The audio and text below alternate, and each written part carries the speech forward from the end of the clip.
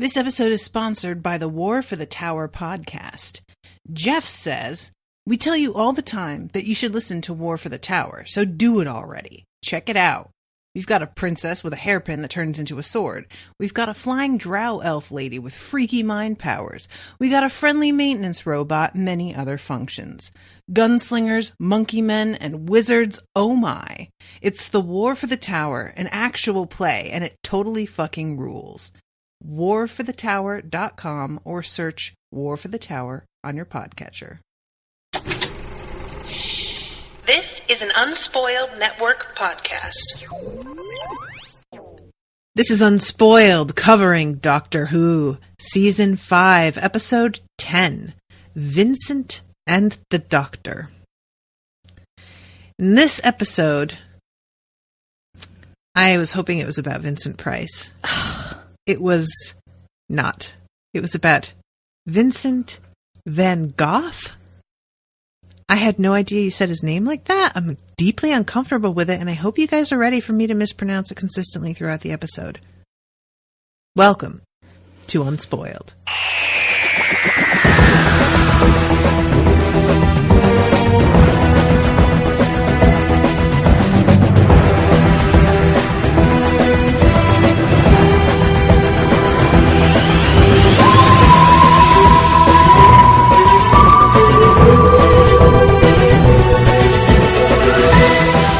Welcome to the show, everybody. I am Natasha.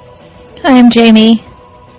Jamie audibly sighed when I said that I hoped it was about Vincent Price. Jamie, how are you feeling? I'm good. I love Vincent Van Gogh, which I say Van Gogh, by the way, and I love this episode, so I'm good. I'm really glad that you say Van Gogh also, because I know that I'm being a fucking American about it and just being like, whatever, I say it like this. I don't care what's actually correct. I'm going to say it the way I say it. But I can't help it with this one, guys. This is like... I feel like the Van Gogh thing is a British thing. Is it? I don't know. But I'd never heard anybody call him Vincent Van Gogh.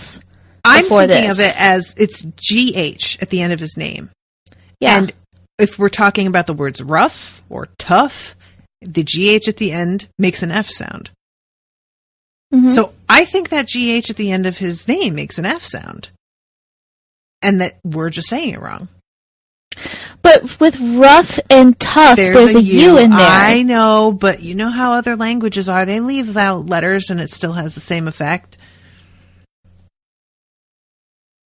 That's my theory. I don't know. That's my theory, but... Do we have any listeners that are from... I don't want to hear Where's from he them. from? They're just going to say that he's from the Netherlands. What? He's from the Netherlands, originally. Denmark, I thought. Denmark? Yeah. Doesn't he, say that this episode? I think he says that to Amy, and it's like, oh, yeah, see, we have the same accent. And I was like, Scottish? And then he's like, I'm from Denmark. And I was like, okay. I should know more. He's my favorite painter. But I don't know everything about him. Mm-hmm. It was really amazing watching this again, because the first time I saw it, I hadn't seen any of his works in person. And then after seeing this, I've seen a lot of the ones that they feature in this episode. Oh, yeah? Yeah, because I went to the Met in New York, and they had an entire room, pretty much, that was Van Gogh paintings. And then I've seen Starry Night in person. I am not ashamed to say I cried when I saw it. Aww. And I make a point of going to art museums everywhere I go, and especially even if they have one Van Gogh painting, I'm going to go. Because he's my favorite, and one of my goals is to see all of his works, if possible. So I am not super familiar. It's kind of funny because, I went to art school, basically, and took art history classes. I don't feel like I absorbed anything from those classes. So it's not like I recognized practically every painting in this, and I recognized even some of the scenes as being their depiction of one of his paintings, you know? Yeah. So it's not like I don't know him, but I have not paid any particular attention to him. Who's your favorite artist? I was about to say, I don't have a favorite artist. Like, that's weird. Everybody has their moments for me. His work can be beautiful. There are times where I want something that's a little bit more distinct. There are times where I want something that's even more impressionistic. Or just, you know, a straight up Picasso where we're just going to do fucking whatever. And then there are times when, like, a good old Bob Ross Snowy Hillside does it for me. Look, that always does it for me. You know, Bob Ross is a great painter. I have moods, and there's no particular artwork that I can say I'm always in the mood for. Like, the one thing that I will say that I find to consistently, when people riff off of this artist, I'm always like, oh, that's the best version of this I've ever seen. And it always is Alphonse Mucha. Every time anybody does anything that's like, I'm doing a Mucha version of like XYZ, they can do it of the Steven Universe crew. They can do it of the tarot deck. Like, Leighton Sear has a Mucha tarot deck. I don't think I know this artist. I need to look him up. How do you spell his name? Alphonse, I think. Mucha. And he did a lot of advertisements around the turn of the century. Oh, he did those French, the Paris Art Nouveau. I love those. Yeah. And that's like one of the only artists that I can really say practically every time I see something that is by him or is done in his style, I'm like, wow, that's gorgeous. But otherwise, most of what I see, I can maybe be in the mood for it one day, and then the next day I look at it and I'm like, nah, not really, you know? So it's a very moody thing for me. I get that, because mood. Art is subjective, and I found that I didn't really appreciate art as much. Like, I mean, I think everybody appreciates art in their own way, whether it's classic art or fucking comic books or music or whatever. People appreciate it in their own way.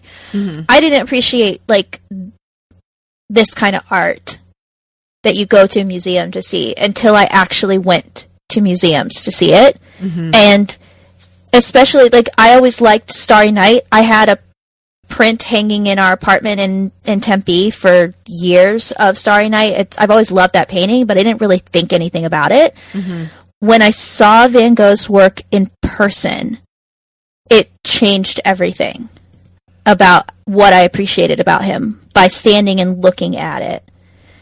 And that was how I felt about Pollock. I didn't understand the big deal about Pollock at all. And then I saw some Pollock's works at the Museum of Modern Art in New York. And I was just like, this is unfucking believable work. So I think if you're standing in a museum, you might feel differently about something that you're just like, yeah, that's fine, until you see it in person, or you won't. It's just how each person, like, internalizes what art does for them.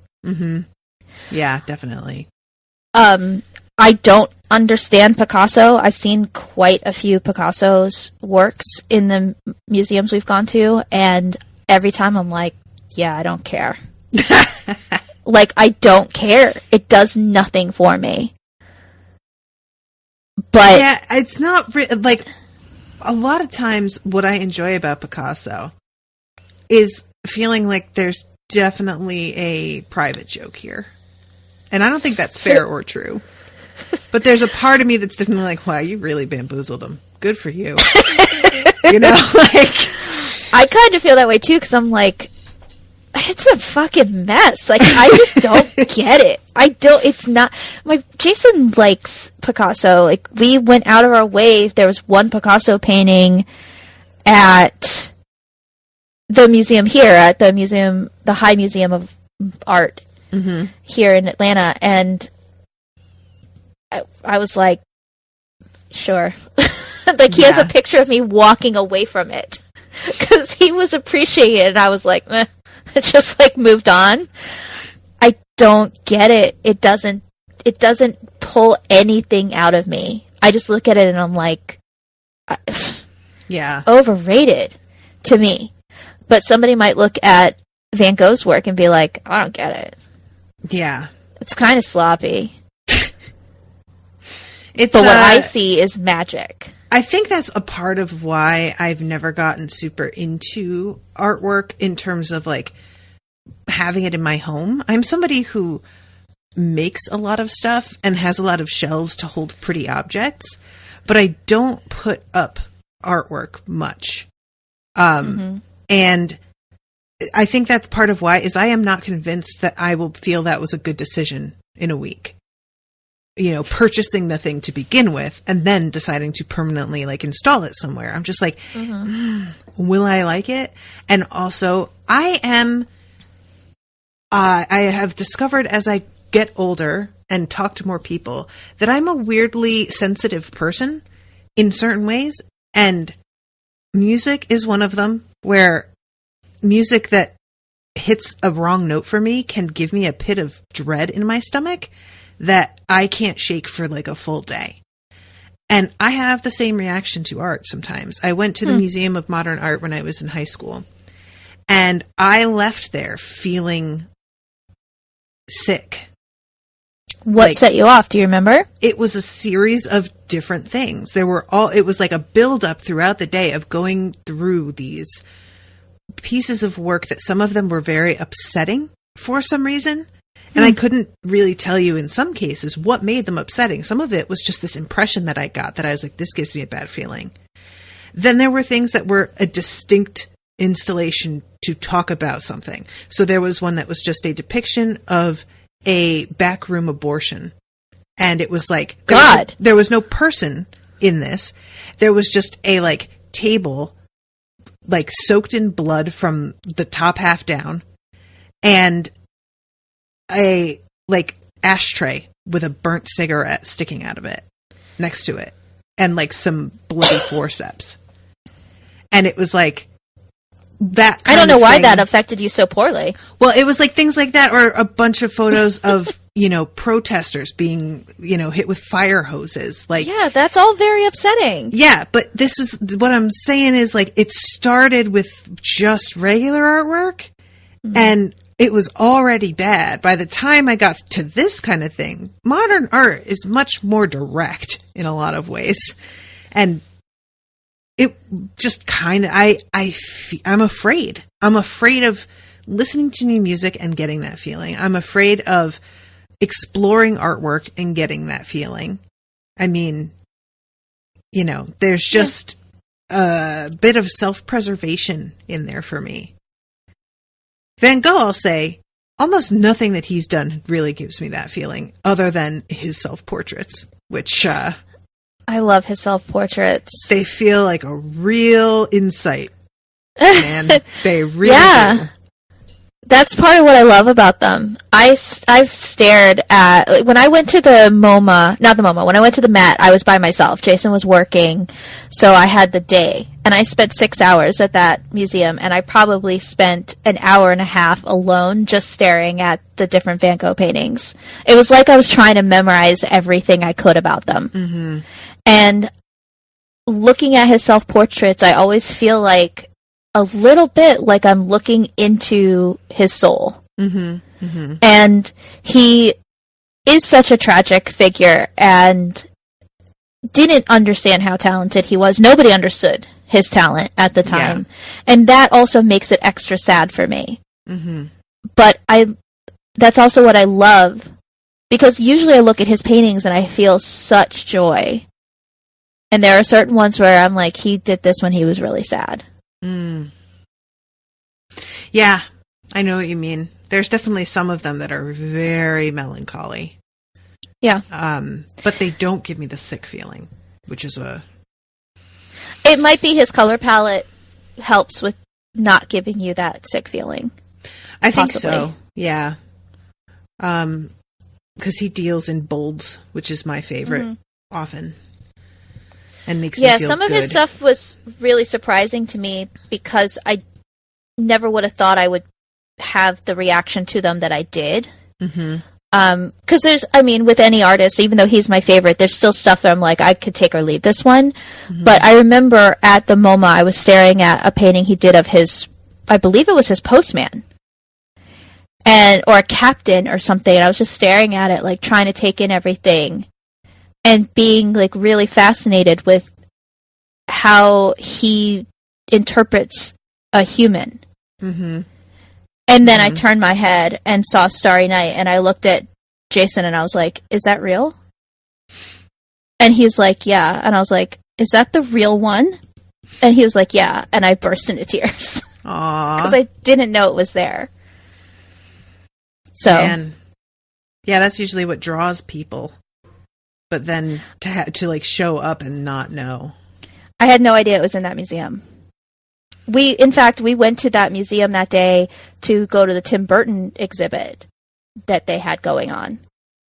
And we spent a long time looking at all of the costumes and drawings that Tim Burton had done for his movies and all of that. And then we had like an hour to go through the actual MoMA. And I was like, let's go to the Impressionist stuff because that's my favorite. And that's where I saw Pollock stuff too. And they actually had to. They're like, okay, guys, we're closing. You gotta go. Because it was really hard to get us out of there at that point. Because there was so much in there that I had no idea was in that museum. Highly recommend. I just found one of the artists that gives me that sick feeling, and I wish I hadn't looked. Who is it? Sir Francis Bacon. Yeah. Ooh, boy, that gets me. That's a rough one. And I'm like, having that feeling and wish I hadn't looked because I was like, I'm pretty sure it was Bacon. But let me check. Yup, sure was.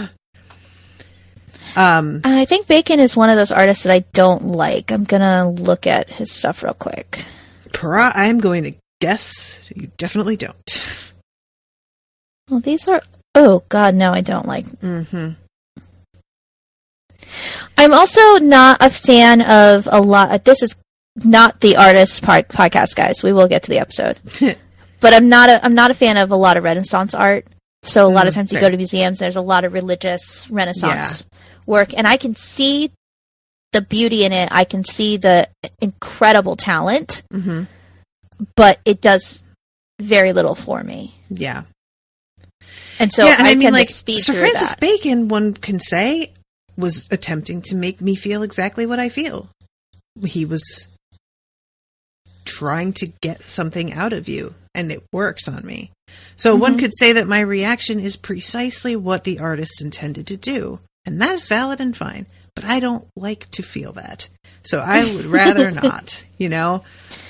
Yeah, his stuff is... It's not a criticism of the artist at all, or of their work being good and valid. It's simply... I know for me, this is bad. Like, this feeling is bad. I don't want to, like, participate in this. So before everybody starts messaging me with, I actually really like his stuff. I think it's great. And I'm like, well, I'm not arguing this is not great in its way. It's just not for you. It's just a trigger of some kind, you know? Yeah, I can see why. He kind of looks like, Oliver Platt, the guy who played Porthos in... You know Oliver Platt. I'm looking him up right now. Oh, yeah, this guy. Okay. Yeah, he kind of looks like that guy. Okay. All right. So, about the episode. Monday was also Van Gogh's birthday. Oh, was it? Yes. Oh, that's fun. And so, the writer of this episode is Richard Curtis, who wrote Love Actually and Notting Hill and a bunch of really warm and fuzzy rom-coms. Aw. And so he and I think the other writer of the episode organized a thing on Twitter where everybody watched the episode at the same time. And they got Karen Gillan and Tony Curran, who plays Van Gogh, and Matt Smith and Bill Nighy all involved. So they were all tweeting. Bill Nighy and Matt Smith don't even have Twitters, like Matt Smith had never even really been on Twitter. That's precious. His first message was, "Hello, Twitterverse," which is like the sign of a person who's never done this before. Yep. They were basically in a room with somebody who was relaying what they were saying because they weren't actually tweeting themselves. It was really fun to see what they had to say about the episode. It was really great that they all got involved in the way that they did, and now they're doing another one tomorrow with Matt and Karen and Arthur Darvill, who played Rory. Mm-hmm. They'll be watching the first episode of season 5, like their first episode together. So that's fun stuff for Doctor Who fans, but it was really timely that this happened this week because this is the episode we're covering this week. So I got to learn a lot of little tidbits from their tweets that I will talk about as we get to those parts of the episode. Okay. All right. Well, let us begin. So we start off with a real gladiator-esque shot of a wheat field. And I was waiting for him to come walking through with his fingers dusting over the top of it and reflecting on his life. But we back up and we see somebody painting, and the moment that you see it, you're like, oh, that Vincent. Not Price. Not Vincent Price. And I just really want to mention how fucking much this actor looks like him. Like, it's not perfect, but it is really something that they found this guy. Wow. Richard Curtis said that... Wait, I want to get it right.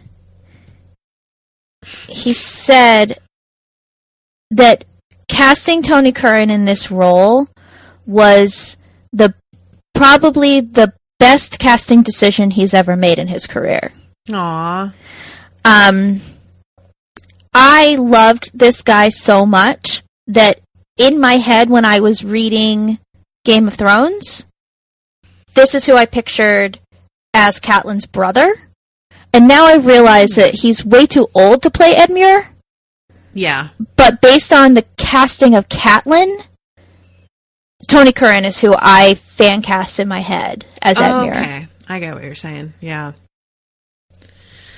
Well, this dude gets interrupted almost immediately by the arrival of Bill Nighy, the science guy, which is, he is looking even more science guy-y this episode than he has in literally anything else I've ever seen. It's not Bill Nighy, the science guy. He is. Look at him. 100% But he is wearing that bow tie. He could have a beaker in his hand. Matt Smith thinks that Bill Nighy is actually playing a future doctor here. And he's like, just look at him. Oh, nice. He's I like that definitely a doctor from the future. That's one of the things he tweeted. There was something about his interaction with Matt Smith that made me think there was going to be, like, his introduction at the beginning of the episode. Of course, you don't know what they are going to wind up doing at the end. So for me, watching this moment and this guy who we know is a huge actor and who is, I'm sorry, I distracted myself. Do you ever do that where you're like talking and all of a sudden you think of another thing and then you lose your... Remember I told you about that podcast where guys, they consistently mispronounce things. So it's like Justin Bieber and Keith Ledger. That's infuriating, but yes. They call Hugh Jackman, Huge Act Man. So I'm calling him a huge actor, and I just got so distracted suddenly picturing like Hugh Jackman in this outfit, and I was just like, get me out of the cycle of thought. But yeah, you see some, like, this is the thing with trying to like use big names in a movie, but also have there be a twist. It's really hard to do because if you see an actor you recognize, you're like, oh, well, that guy's clearly coming back and is going to be the bad guy or is going to be significant somehow. It's like that on procedurals, like more than anything. When you watch a procedural and somebody really recognizable shows up early in the episode, every time I'm like, they're the bad guy. There's the murderer. Yeah. So I see Bill Nighy. And I'm like, okay, here's the alien. 100%. 1,000%. Here's the alien. He's gonna be the bad guy. And it's so not what I expected, and it was great. It's very confusing. Well, I'm glad it subverted your expectations in that way. So much. So much. And that's why when they have this conversation about like, oh, bow ties, see, they're cool. He knows. I was like, only aliens think that.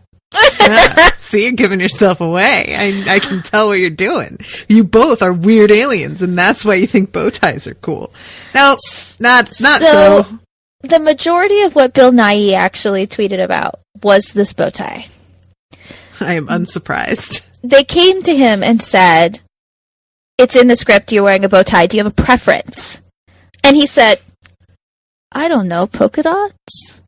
So they tried to find polka dotted bow tie in the navy blue color that they wanted it to be. They couldn't find one. So the the costume department embroidered those polka dots on. Aw, precious. When he found out that's what they were doing, he was like, no, it's not that important. Please don't make them take the time to do that. It's not that big a deal. But they were already doing it. They finished it. Yeah. He still clearly feels bad about this. Aw, because he still was like... It was just an offhand remark that they took super seriously. Yeah. And he's like, I just hope that they know that I didn't expect it. It was too much. They didn't have to do it. He tweeted so much about these polka dots. This is like that band that got the reputation. Who was it? Was it Aerosmith that was like, we only want green M&Ms? No, it was Van Halen, and they only wanted brown M&Ms. Okay. And they were just like, oh, we only put that in there to make sure that like they read the contract. Right. But we have the rep of being fucking like divas, and that's not what that was for.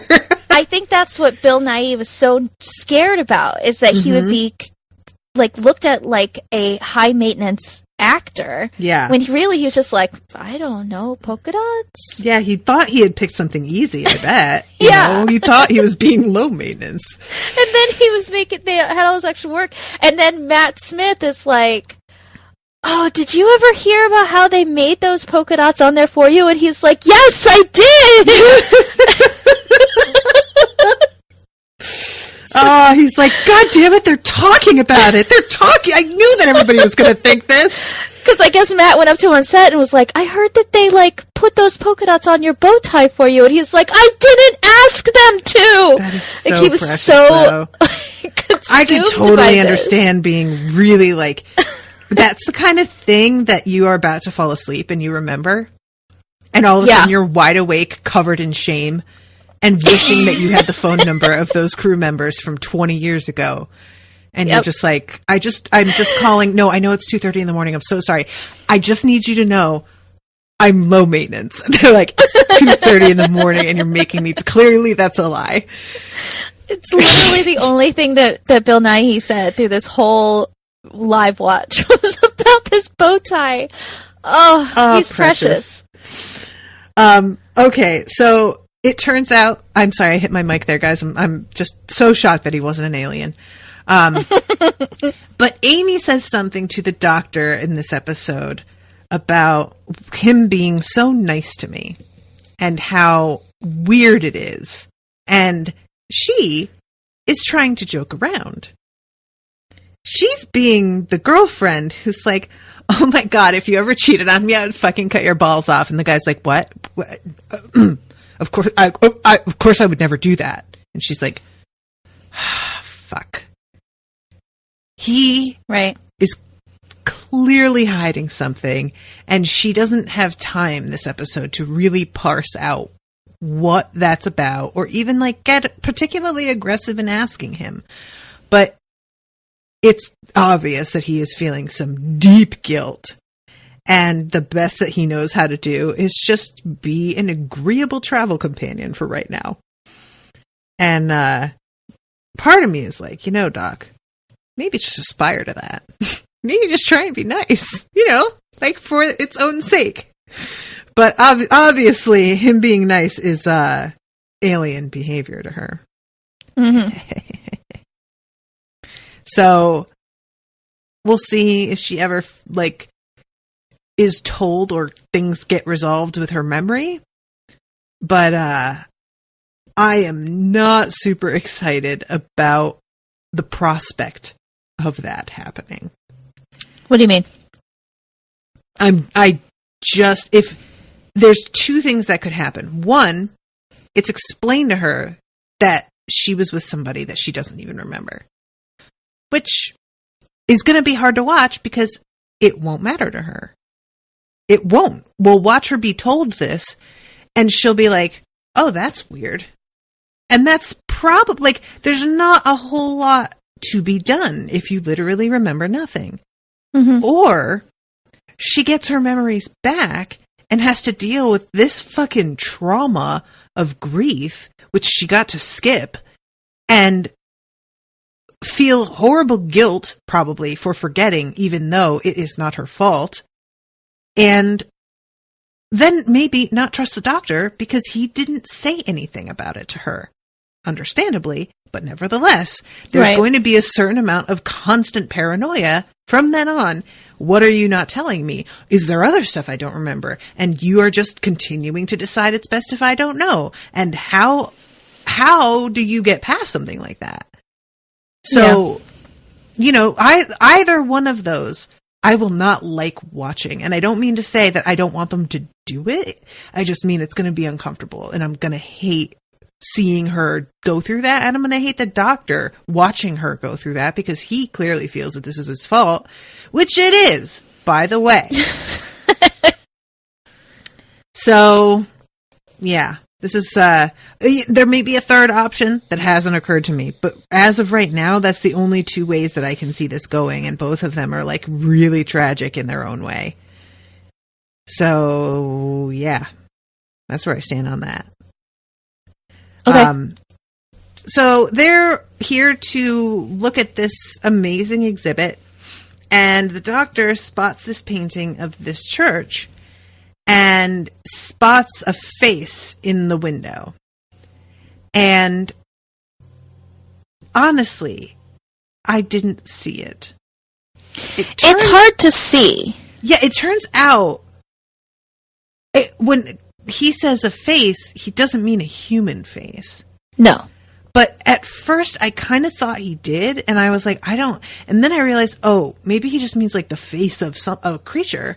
Even then, though, you don't know what you're looking at here. Right. So I was just like, what in the fuck? And once we wind up seeing the actual creature, it makes no more sense than it makes here, to be honest. The design of that creature is baffling to me.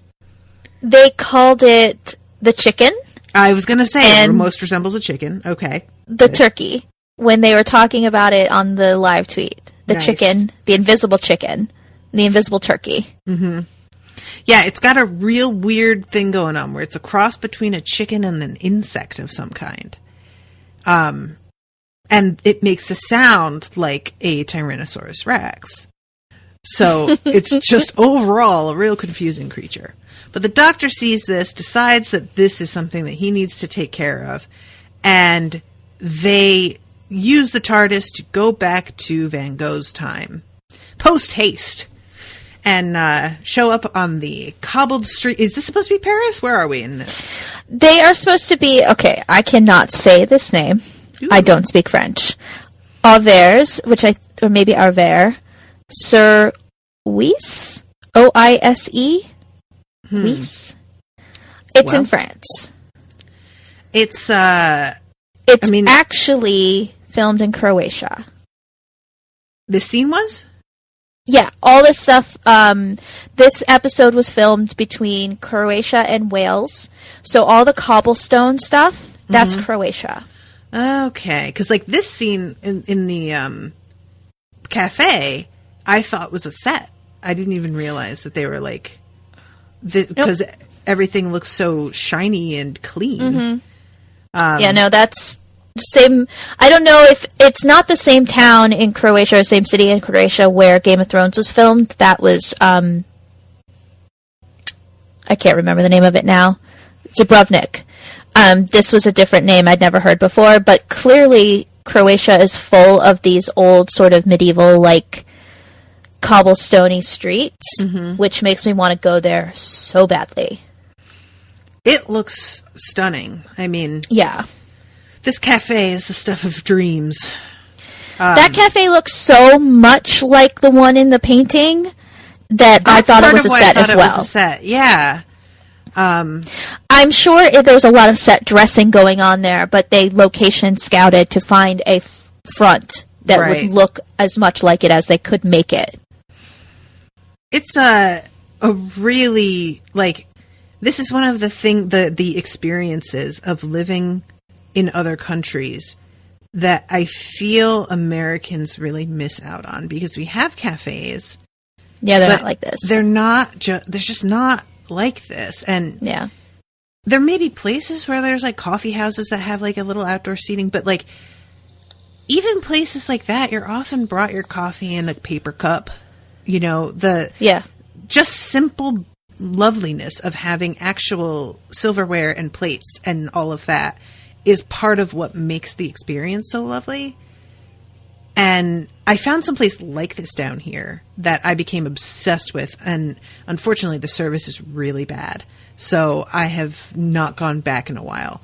But I am very jealous of people who live places where they can like just jaunt over to somewhere like this and sit outside and, you know, watch and whatnot. It's just so specific a thing. And it's one of the many things that makes me want to go to Paris. Oh yeah, for sure. Man, I suggested Paris as a potential for our honeymoon, and Owen looked at me like he could not believe I would even suggest such a thing.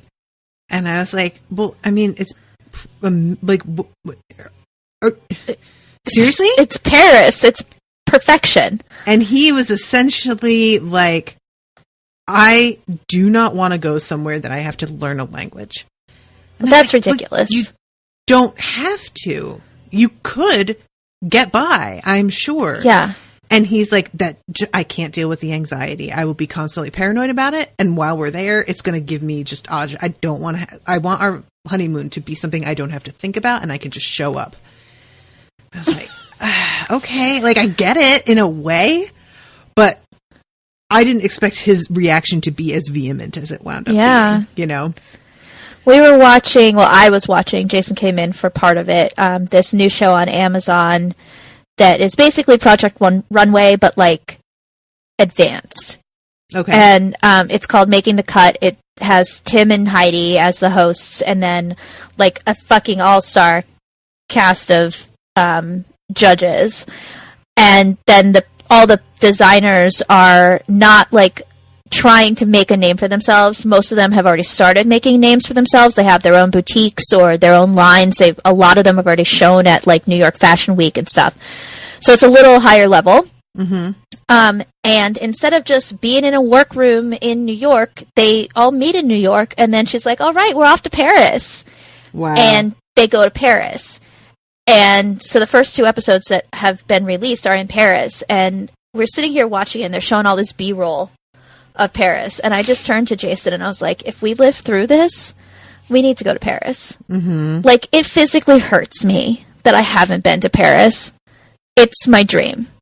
I don't speak French. I'll learn enough to get by because I don't want to be completely disrespectful. Right. But there's no place I've wanted to go to more in the world than Paris. And every time I look at it, I'm just like, oh my God, it's just so beautiful. I have been taking French on the old Duolingo. I was taking Spanish and it bored me. I think I'm going to switch to French because that's what I actually want to learn. Yeah, do that. I mean, it will come in handy. But anyway, okay. So guys, I'm sorry. We have just not even dealt with this episode. So they go to this cafe, and this is the doctor's prediction. He'll probably be in some cafe with orangey light, chairs and tables outside. She opens her little guidebook from the museum, and they see the painting. And then she looks up, and she's like that. And we see a place that looks almost exactly like that. And he goes and inquires about Vincent. And Vincent's name is mud with these people. They're just like, he's a fucking mooch. He doesn't pay his bills. He's a drunk. He's insane. Everything, like, everybody here feels the same way, too. Because, like, it is just... All anybody has to do is, like, hear his name out of the corner of their ear and somebody has some shit to say, you know? Mm-hmm. It must suck to be this guy in a town like this. It must really, like... Even if you do better, even if you try and improve your life, you live somewhere where everybody thinks they know just who you are, and nothing will impress them. You know, there's not going to be anything that you can do to break through their idea of who you are. You just have to move past caring that they think that about you. And that is just not something all of us are able to do. And he finally comes out and is trying to barter a painting with the owner of the cafe for a drink. To which the owner is like, I don't run a fucking gallery. I want money. That's what I want. Oh my God, that's what stop. he wants. But yeah, I mean, and this is the kind of thing that, like, looking back, this dude does not know what this guy's talent is. He doesn't have any, like, frame of reference for any of the information that we have. He doesn't have. And so, if you look at him as just a dude running a coffee shop, and some fucking jag is in here with his shitty little painting that he did in his dingy loft, and he's just like, no, man, all I want is a tall. Come on, it's like at least worth like $3. Yeah, no tolerance. I really get where this guy is coming from, especially as he probably has to deal with this fucking guy doing this all the goddamn time. Mm-hmm. But when you're watching it as somebody who knows who he is, and who knows what that painting is going to be worth, the sheer value, like, most of his stuff is not calculable. Yep. It's just laughable, you know, and it's this moment of you know, it could be enough to inspire a kind of paranoia in you as a person just trying to live in the world and thinking about things like this and being like, did I just, like, laugh off somebody who is about to become, like, you know, the next Steve Jobs is the one that I use for our modern audiences. And I was like, yeah, okay, buddy. But I'm going to turn around and he's going to have actually, like, done it, and I'll have been the idiot who didn't see his potential. Mm-hmm. Mostly no. That's your answer, guys, by the way, if you ever fall into those paranoia traps. Mostly, that's not what just happened. But you never know. So the doctor chimes in and says that he will pay for this man's drink, to which Van Gogh, rather than being like, thanks, mate, I needed a drink real bad, it's like, I pay for my own drinks, to which everybody has a good laugh, because this man does not do that. He just is saying that because he doesn't like that a stranger is offering to help him. But that is not actually how he operates. And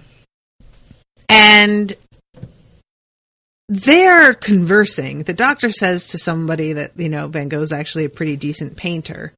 And they all laugh in his face. And it's not even that they think he has bad taste. It never occurs to them that he's even serious. They think he's making a joke, I think. And you can see how disturbed Amy is by this, you know? Mm-hmm. So Amy chimes in and is like, how about I solve this problem and offer you some wine with me? And that is a whole different proposition, my friend. Now it's not some strange dude having pity on him. It's a hot woman being like, what's up? Want a drink? And he is very willing to go along with her. He seems a bit disappointed that the doctor is part of that deal. But, you know, take some, you win some, you lose some. Take what you can get. I mean, who could blame him? Right, yeah. And when he introduces himself as the doctor, his immediate response is, fucking knew it. My goddamn brother keeps sending doctors. None of them do any goddamn good. Just leave me alone. And, man, that has to be a huge drag. I'm just thinking about, nowadays, you can't pay a doctor to go hound a family member for you. Your family member's lucky to be able to go to a doctor. And any doctor that you meet nowadays is just going to be like, well, you know where to find me. And that's pretty much how that works. And even so, you get a lot of people in your life giving you advice on how to deal with depression, right? You just get a lot of unsolicited, have you tried? Yes, I've tried essential oils. Yes, I've tried yoga. Yes, I've tried drinking more water. Yes, I've tried exercising. Yes, I've tried changing my diet. Yes, I have tried that supplement. Yes, I have tried that weird root. I have tried it. Yes, I've burned candles. Yes, I've done meditation. Yes, I've taken a hot bath. Yes, I've watched a sunrise. Shut up. But how much worse is it if that person can just send a doctor into your life and they don't even necessarily tell you who they are? They just show up and you think they're a nice stranger, and then you find out that this is your sibling interfering. I mean, to be fair to the history, his brother was the only family he was close to, and I don't think was necessarily... I think it was just in this instance with the doctor stuff where Vincent just felt like anytime he'd been institutionalized, it didn't really help. Mm-hmm. That it was a lost cause. It's not, but I'm talking about more than Vincent. I'm talking about an era when this was something that you had to worry, like that you could have people sent to find you, Yeah. And like, if you already have depression and a little bit of anxiety, I mean, the modern equivalent that I can think of that everybody would be like, oh God, is if your sibling was going around to like psychiatry conventions and handing out your phone number and just being like, give them a call. But they weren't even, and so all of a sudden you just start getting calls from people who are well-meaning, from a sibling who is well-meaning, but nevertheless from your perspective, you're like, what the fuck? Stop. Yeah. No. Okay. Just... Right. I get it. I'm fucked up. Will you just accept it, please? Can we all just move on and live our lives? But yeah, there are so many moments throughout this episode that are obviously them riffing on a painting. And obviously seeing the cafe is one. I have a feeling some of the washing hanging in the alley was also one. There's this moment with Amy drinking out of the glass. And that is definitely one, the girl with the glass. And this is stuff that I notice not being a particular fan. I have to guess that there's 1,000 of these because they just can't help but take the opportunity every chance they get, I would imagine, right? There's little nods, yeah. You see sunflowers, you see the wheat at the beginning, or what Karen Gillan said was corn. Because that's what the British call wheat. What? Mm-hmm. True story. Really? Mm-hmm. They call like all grain corn. Oh my god. Yeah. That's right, because corn is not native over there. The British call corn. I'm looking up like what the rules are for how it's used. The word maize was originally Spanish, yada, yada, yada, yada, yada. The settlers called it Indian corn, which soon got shortened to just corn. Why do the British call wheat corn? Says Cora. Answer me, Cora. Because corn is the pre-U.S. colony's English word for just about any type of grain. Okay, so both what I was saying is true, that I think it's every grain, but specifically they're talking about wheat, usually. Okay, so the wheat at the beginning, that's very evocative of several of his paintings that he did in that era from that time when he lived in where that was being grown everywhere. Right. And then you see a lot of his paintings throughout the episode, either at the museum or in his house, Right. you see a lot of his really famous paintings. Mm-hmm. And then the other shot that is very deliberate is the shot of his bedroom. Yeah, where that they have it one's, set like, up exactly like, Yeah, and which they have, is like, really the foreshortened fun. floor and everything. Yeah, I just saw that painting when I was in Chicago a couple years ago of his room. Mm-hmm. It was spot on. Like, as soon as I saw the shot, I was like, oh, hey, Yeah, that's that painting. So yes, I'm sure there are ones that I missed because I don't know all of his paintings offhand. Mm-hmm. Yeah, that's what I mean when I'm just like, I have a very like cursory knowledge of him, and I still spotted so many moments of just somebody pausing, and I'm like, oh, that's a depiction of this, you know. Plus the hat they have him wearing all the time. Yeah. So they get interrupted in the middle of their having drinks by a woman in the alley who is screaming for help, and there is a body, and somebody says that she has been ripped to shreds. And it turns out to be this like creature, as we find out later, which we think initially is going after people on purpose, that it's attacking out of what, a desire to eat, just a desire to kill, who knows. We wind up finding out that it's much more tragic. It's just freaking out and lashing out because it can't see.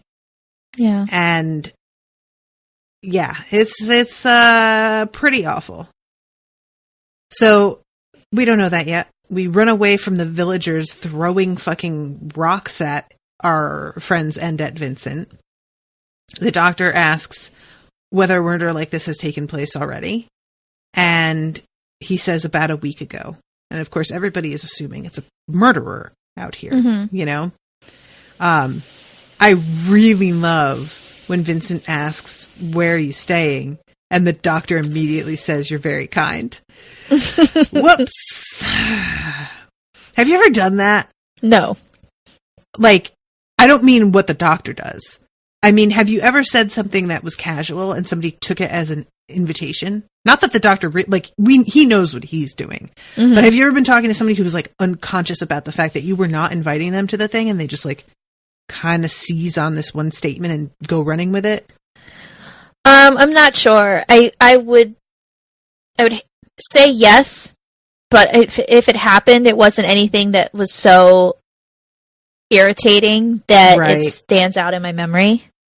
But I'm sure it has. This, and it's just the worst. Like, there is no getting out of it without either seeming like an asshole or actually being an asshole. Like, you know? So I love that he just goes along with it, because if he doesn't know the doctor like we do, he doesn't know that this is the whole plan, is to just bank on the fact that he's going to be too put on the spot to say no. And so he does exactly the thing. The doctor asks him 1,000,000 times whether or not he's painted any churches lately. And he finally at one point is just like, dude, can you not really? Like, I have painted other things. Also, I don't want to talk about my paintings because they're a joke. So can we just literally talk about anything else? And I kind of found that reaction to be very real. So we go back to his apartment filled with these paintings, which you can just see Amy wandering around, like completely overwhelmed at being in the presence of all of this. And it's that would be me. I mean, I'm not a particular fan, and even I would just have a moment of just being like, wow, you just can't help it. When he puts a coffee pot down on top of one of his paintings, and they're like, stop! Oh my God. Later on, they're like, what did it look like? And he says, I'll show you, and just immediately paints over something in white. And they just have such a genuine reaction. Yeah. I love it. He leaves this huge ring on it. You should be careful with these. They're precious. And he's like, what? Okay, weirdo. I do enjoy how suspicious he is of the doctor and how every time Amy chirps up, he's just like, yeah, all right. That makes sense now. A second ago, he's like, yeah, what the fuck? But as soon as she's like, no, but blah, blah, blah.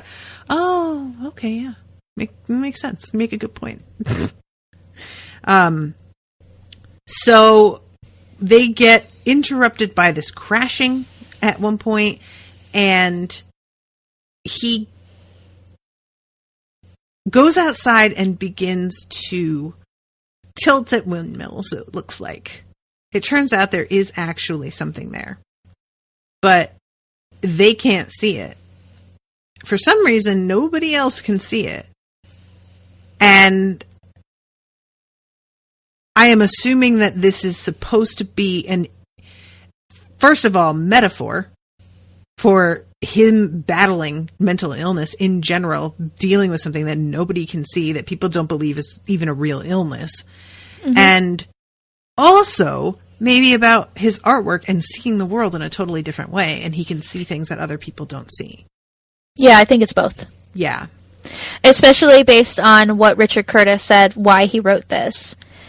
He had an older sister. She was 2 years older than him, and she struggled with mental illness, and she'd always been like really happy, and then something happened. He didn't go into detail, but he said she had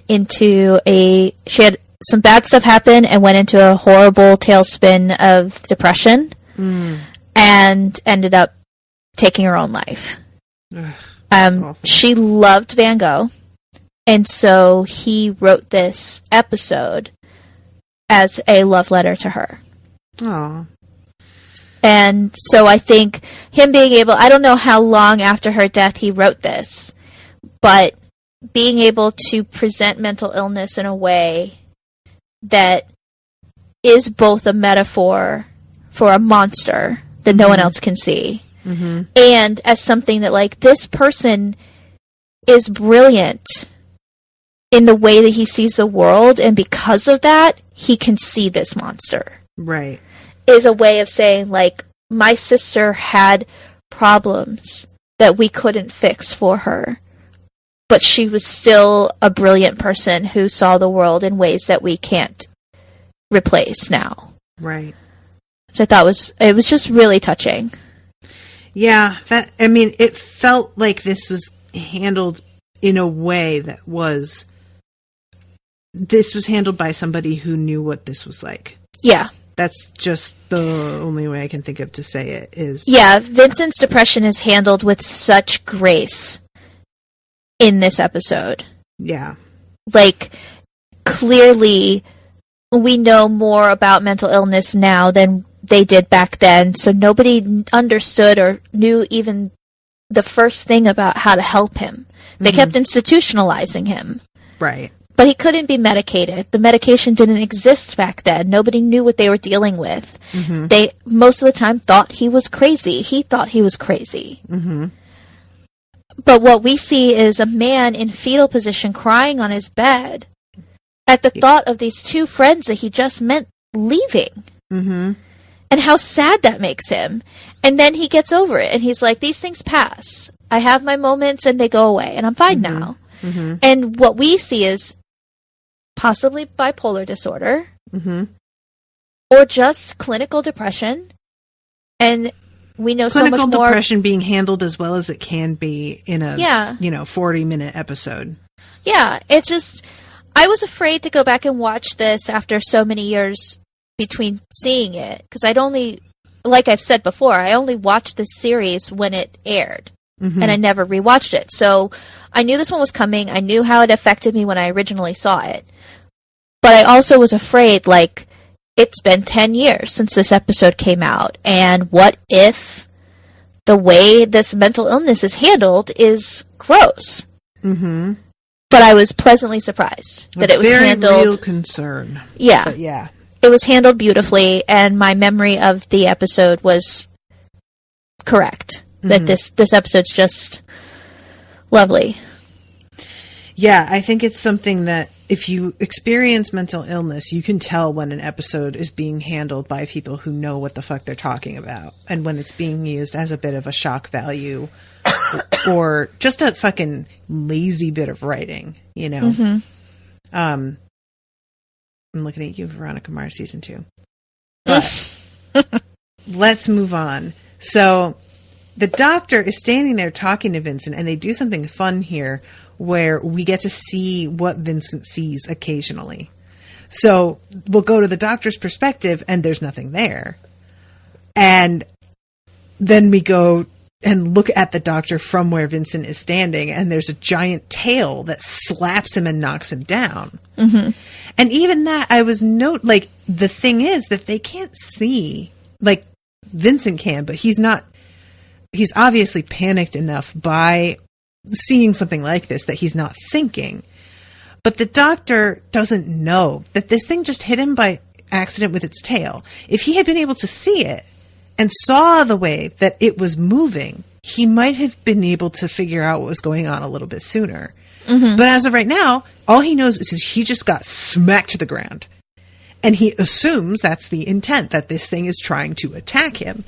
So I really enjoy the monster as a metaphor in this respect as well. That if other people don't see and understand what you're going through, it just feels like you hate them. Or that you just lost your temper on them all of a sudden for some reason. Or, you know, there's any number of things that you can take personally about something that really, in the end, doesn't have anything to do with you. Mm-hmm. It just, there's a lot of collateral damage that is not intentional, nor is that the intent. I mean, nor is that the, like, what we need to take away from it. But it's very real. It's still something that you have to cope with in the end. And it's just the worst. I should mention that in this scene where the doctor is battling this thing, we get the irises are really, really bright in this scene. And most of the scene, because it's at night, is in very deep shadow and extreme brightness from the moonlight. So every now and then there are things in the scene that are highlighted a great deal in terms of color that I assume are references to other paintings that I don't recognize. Because the irises I know, of course, you know, but I'm betting that there are other things that are super bright in the background. Like there are some pears hanging from some trees.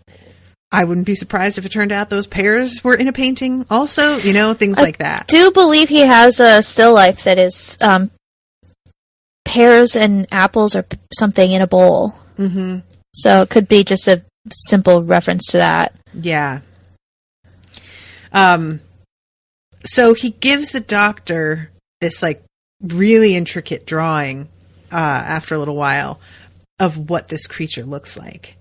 And the doctor tries to use this to get this other piece of equipment to recognize and categorize this. That his godmother gave him. His dull, two-headed godmother. What is bad this? Breath. I don't know. I felt like that had to be a reference. People who know Old Who have to know what that's about, right? That Maybe. has to be something. It's That's so something. specific. Yeah. Dull, two-headed godmother with bad breath. And she gave him this little device that I guess can not diagnose, identify things. Yeah. Categorize was the word that I was using. But Matt Smith said this thing was very heavy. He had to run around with, hanging around his neck. I could see that. It's got a giant thick-ass mirror on it. Yep. That's funny, though. So the doctor finally manages, like, because it goes through all of these. A parrot at one point, which, you know, fair. Polar bear.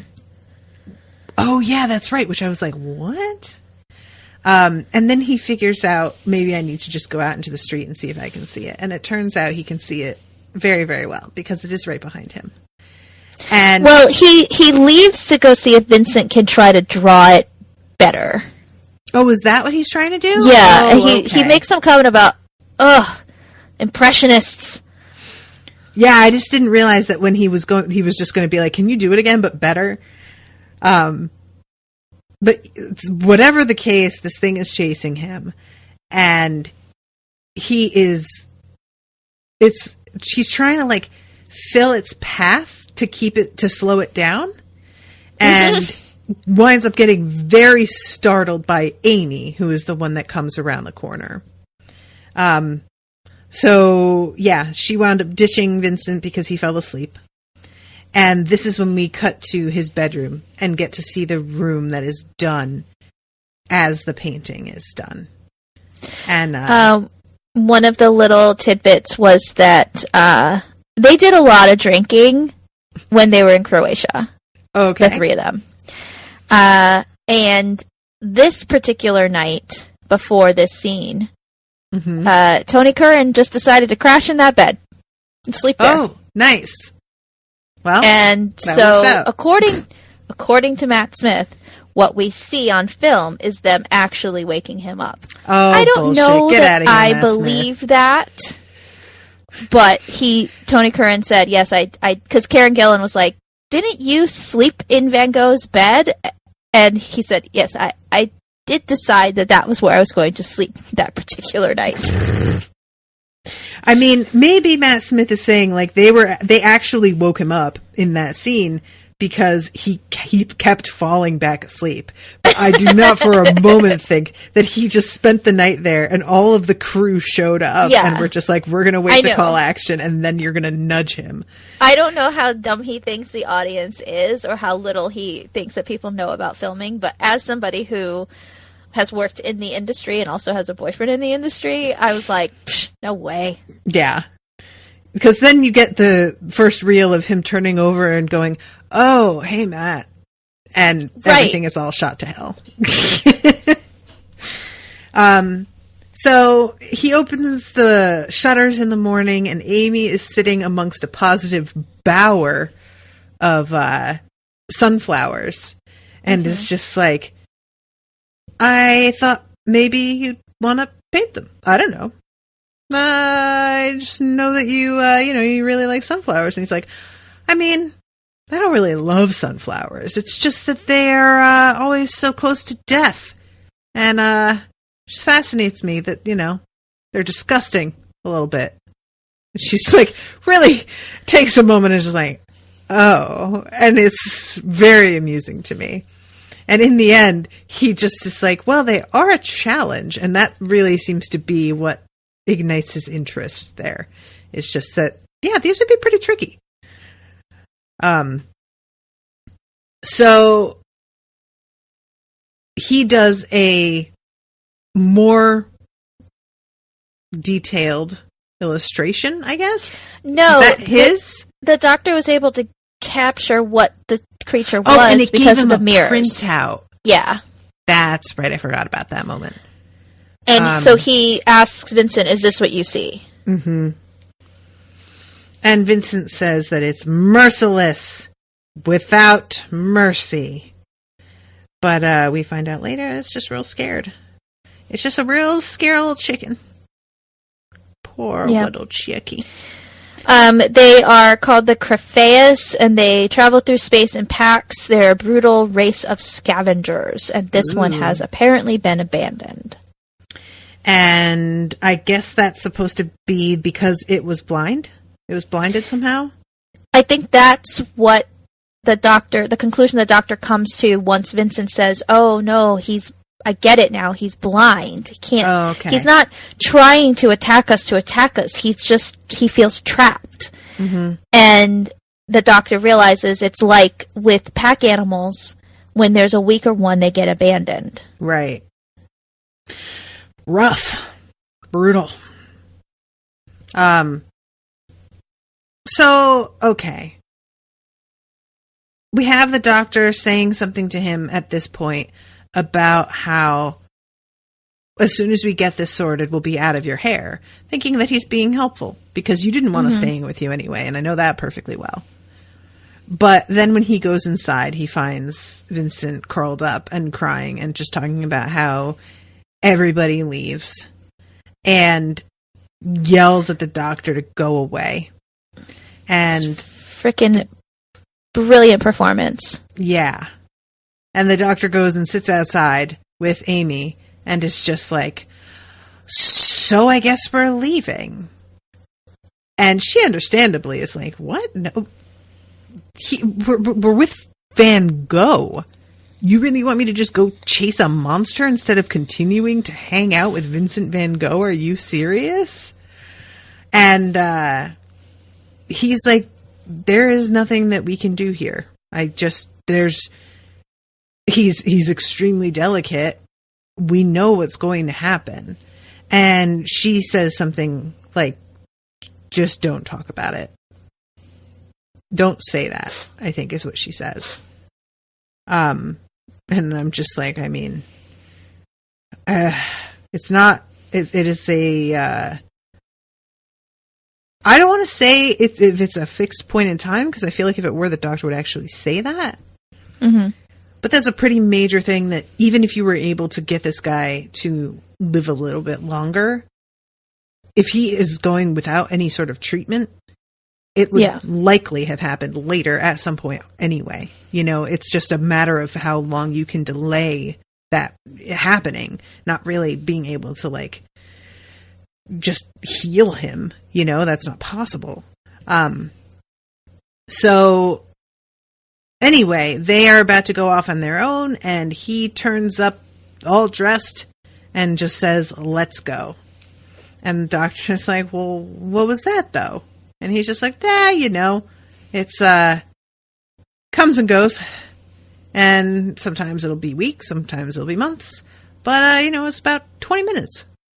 Worked out. Tony Curran pointed out that sometimes when you're on a set, the clothes might end up in your bag. Gasp. He took that coat.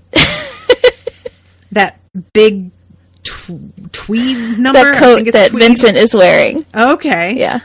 He's like, I love that coat. Sometimes things end up in your bag and the costume department will call you about it and you're like, I don't know. No? Whoops. I have no idea what you're talking about, I'm sure. The hat, too. He took the hat, too. Really? That's more surprising. He just really loved it. He really, like, the fact that he really liked that coat and that hat and decided to take them feels like a real Owen move. And he already looks a little bit like Owen. So, all in all, yeah, I'm feeling something there. He really looks like Owen. It's just the nose that's very different, but his coloring, everything about, like, from... I don't think of Owen as a ginger. He is very much a ginger in the beard and chest hair. His hair is like a light brown, but his beard is super orangey. Wow. Yeah. It's adorable. We love it. Yeah, because in this moment, he's like wearing this coat, but he's got an open-throated shirt, and you can see his chest hair, and that really does it for me. I don't like a lot of chest hair. You don't need to show me down to your navel. You don't need to do a Tom Jones. But when there's a bit of it at the neckline of like just a regular shirt, I'm just like, ooh. God, hold on. I'm having connection problems. How dare you have connection problems while I'm talking about chest hair? So we pass as they're walking down to this church. Somebody carrying the coffin of the girl who was killed. Mm-hmm. And she has a bunch of sunflowers on her coffin. And he sets up shop outside of this church, and it's a really weird, like, because the doctor, I don't know if he's thinking if we go to where you paint this, it will show up. I assume that's like that's the way his brain is working here, right? Is that he painted this because it was there. So if we go there, this will be when you make that painting, and it will be in the window. Yeah. Which we see, like, the doctor being extremely impatient. Oh my God. So impatient. But I was like, you don't even know it's going to be today, dude. I don't know how long it takes him to finish a painting. Maybe it's tomorrow. Maybe he'll come back here and put the finishing touches on this a week from now. You don't know. And he's like talking shit about all these other artists. Mm-hmm. And Michelangelo is afraid of heights, and I'm like, mate, why'd you take a job where you're up on scaffolding? And Pablo Picasso, who like just was getting tired of painting normal, or tried to get him to paint normal faces. Like, how about two eyes? It's like, dude, you were, as a different doctor, locked in a bird cage for years. Was he? Yeah, when the master, like, captured the doctor and aged him and made him sit in a bird cage. Oh my god. I forgot. Like, you know that time passes slowly. I forgot about that. Oh, Christ. This show. Every time I remember the master, I'm just like, what even are we doing? But yeah, is this how time normally passes? Really slowly. In the right order.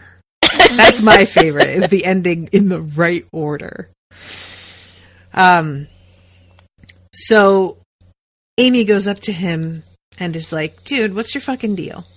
Why are you nervous? Like, what's going on? And he says, there is something wrong, but I can't put my finger on what it is. And just as he says that, we see this giant chicken in the church going, hey! Yeah, just like that. Deborah! Sorry, I said Ray Romano. I can't help it. I was going to say, is the chicken Ray Romano? Ma! I love your sauce! Did you watch that video that I sent you? Of Dr. Katz, the manatee? No. Oh, I forgot. I forgot about that, because you sent that at the end of a cocktail hour, and I was like, I'm going to bed. You should watch it. Is there a Ray Romano bit in there? No, but that's how I learned who Ray Romano was because of that show. I thought he was really funny on that show.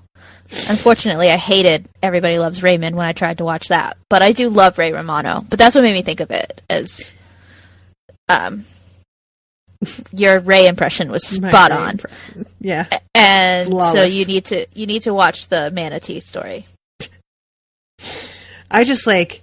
That show is one of those that I recognize that it was probably like comedically done well, but it's the kind of humor that makes me want to hit the ceiling, where somebody's being Everybody really Loves Raymond aggressive and nobody is calling them on it. Yeah. Yeah, I don't like shows where it's about a relationship but the couple hates each other. Like, I'm sorry, is this what I'm supposed to think marriage is? That you just fucking despise each other? Because no thanks. No wonder God. I stayed single forever. Until 10 years ago. There was some show, and I can't remember what it was, but the guy's like telling jokes like, because, the broad won't keep her trap shut about it, huh? And then there's this long pause, and he just goes, I hate my wife. And that's the end of the scene with him. And it really is, when you get down to it, what so many comedians just base their entire careers on. They're just going to make fun. And they might not even be married. They just just pick a thing and they're just going to go with it. But, man, yeah. Well, that's why I love John Mulaney so much. Because he fucking loves his wife. Mm-hmm. He's like, she's a bitch. And I love it. Yes. That's I admire great. that. I wish I was more like that. I am not. I will never be. But nevertheless, I respect it. Yep. Have you seen the episode of, is it Comedians in Cars Getting Coffee? Is that the one with Jerry Seinfeld? Uh-huh. With John Mulaney? Yeah. And Seinfeld, kind of talks shit about his wife. It's not about his wife directly. Somebody did a Tumblr thread on it. I saw that. Yeah. where he says like something about Mulaney my wife does the interior decorating and she's really good at it. And Jerry's response is, "Yeah, she thinks she's really good at it." And John keeps being like, no, she is good at it. This is her career. And Jerry again, like, waves him off and is like, all women think they're good at that kind of thing. And you can see John just standing there with his mouth open, like, not sure what to say to this guy right now who's being so disgusting. Yeah. And, that's a good indicator of why we love John Mulaney there, kids. Yep. That he's just like, wow, oh, you're like this. Yeah. We were watching one of his specials last week. I just put it on.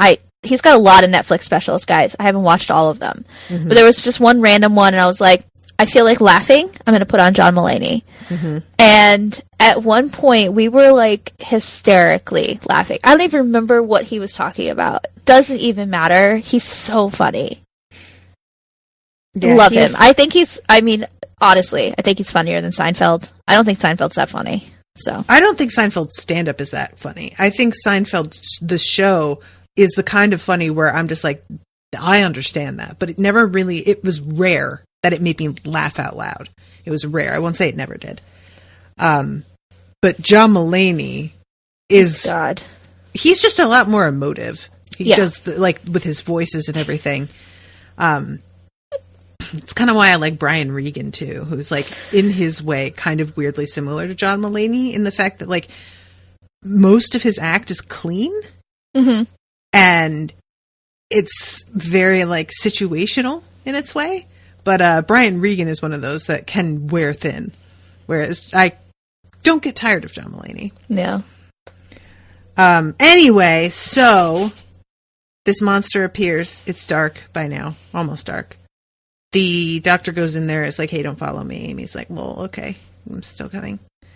And they wind up hiding Jurassic Park style in a confessional booth while this thing prowls around them, trying not to breathe or rustle the ladles. And it's still like busts its tail, I think, through like it can sense them because it can smell them. But it's not actually zeroing in on right where they are the way that it should if it can see them.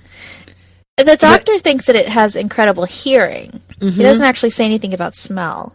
Oh, it's hearing. Right. But regardless, it's just he's still getting the sense of like something about the way this thing is coming at us just doesn't make any sense to me. I don't get it. And, eventually he winds up figuring out, like, this thing should be super aggressive in this certain way, and it's just kind of reacting, and this doesn't make any sense. The doctor tries to use... Did I lose you? I'm here. Oh, okay.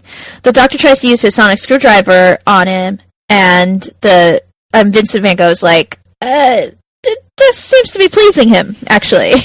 Yeah, that's really, really rather like that. Why don't you do it again, you jag? So the doctor stops using he's trying to not stun it, but they don't know what to do because they can't see it, but Vincent can. Yeah. Yeah, so eventually it's like coming at them again, and Vincent winds up killing it inadvertently. And this is the point when, like, because the doctor wasn't able to explain to him what was going on fully, but even if he could, it wasn't like Vincent just didn't intend, he meant to wound it and stop it being a threat. He didn't intend to kill it. Yeah. And he feels really, really bad about this. It's like just a sad moment of him being like, man, the thing was just scared and in a weird place and couldn't see. And I just fucking killed it. That's not fair. Vincent keeps on holding Amy's hand and, just generally being like, want to marry me? How about now? But I do like at this point when they lay down together and like look at the sky that they all hold hands. Yeah. I liked that. This is where I started crying and didn't stop until it was over for a while. This is, for me, I did not like them turning the actual sky into his painting. I can see why you would feel that way. I liked it because him describing what he sees reminds me of people who have synesthesia, who, like, can hear colors. Mm-hmm. And, like, that artist who paints songs. Have you seen her work? Yeah. That shit's amazing. Yeah, it's beautiful. And that's what this reminded me of. Is like him describing that he just sees the world. Everything looks differently to him. Mm-hmm. So I loved that, and I loved them turning the sky into Starry Night Sky. At first, when I saw the beginnings of it, I thought they were going to kind of sit there with it and just give us an idea of him seeing things more exaggerated. But then they went full on, oh, it's the painting. And I was like, guys, we get it. You don't need to do this. But what can you do? Not everything's going to work for everyone. So he tries to give the doctor his self-portrait as a gift. I maintain that giving a self-portrait as a gift is a weird thing to do. Can you imagine if I sent you a self-portrait, Jamie? What would you do with that? Depending on how good it is, I'd probably hang it. But wouldn't you open it and just be kind of perplexed? No, not if you were somebody who was a painter or an artist of some kind, and like say if Krista did, because Krista does a lot of drawings and stuff. If she sent me a self-portrait, I'd be like, cool, thank you. I don't buy it. Because it's an expression of you're expressing your art. And a lot of artists paint themselves. Nope. I don't buy it. I think you would open it and your first thing would be like, oh, cool, she did art. And then you'd be like, oh, this is of herself. Now, if it was if you did a, like, nude portrait of yourself and send it to me, I would be like, why? Oh my God. That would be hilarious. Like Samantha in Sex and the City, how she went and got those, like, boudoir photos because she, my ass looks really great and my tits look great and I want a picture of it. Mm-hmm. If you did something like that and, like, got a bunch of prints made and framed them and sent them to all your friends, it would be weird. Sent them as a bunch of Christmas cards. Happy holidays. But if it's just like a, old-timey type of self-portrait, I'd be like, that's cool. Thanks. God damn. I'm so distracted. That would be so funny. God. Anyway, I thought it was a weird thing to do, so I can understand the doctor being like, I'm not going to accept this $1 billion gift. The doctor didn't accept it because it's a painting that eventually is out in the world and needs to be out in the world. No, I know why. Okay. I'm not making fun of him, like, why didn't you take it? You could be a billionaire. Obviously, the doctor could give a fuck about being a billionaire. Like, that is not something he needs. But also, I can't squander this work of art and keep it hung up in the fucking TARDIS. Like, oh God. If he did shit like that, if he collected, like, priceless antiques and just, like, fucking hoarded them, that'd be messed up. Although he could have opened a museum at one point, I guess. There is a part of me that if I had the TARDIS would probably go and collect a bunch of art that I love so that it's mine. That's why you can't be the doctor. That's why, right there. I have actually gotten, like, really pouty at times about, like, man, I'm never going to be able to own a Van Gogh. Oh my God. I'll never be able to afford one. That sucks. What if I sent you one and was like, no, I swear. It was on the black market. Guy didn't know what he had. Legit, though, I promise. Don't tell anybody. It would hang in my room, and I would stare at it every day. I'm sorry, Vincent. I'm sorry, Vincent's foundation or whatever it is that has that museum in Amsterdam that I'm desperate to go to, but if I could have one, I would want one. But it's because he's my favorite. It belongs in a museum. It does. You're right. Everybody should get to share it, but I'm selfish and I want one. I'm not the saying... only time I agree with Indiana Jones on shit like that. Most of the time I'm like, get over it, Indy. Give it back to the fucking native peoples that you're robbing. I'm not saying get me Starry Night. Although I would defensive like to you got. Like I said that's what you were saying. You are saying get you Starry Night though. I wouldn't say no to it. Your overzealousness there tells me.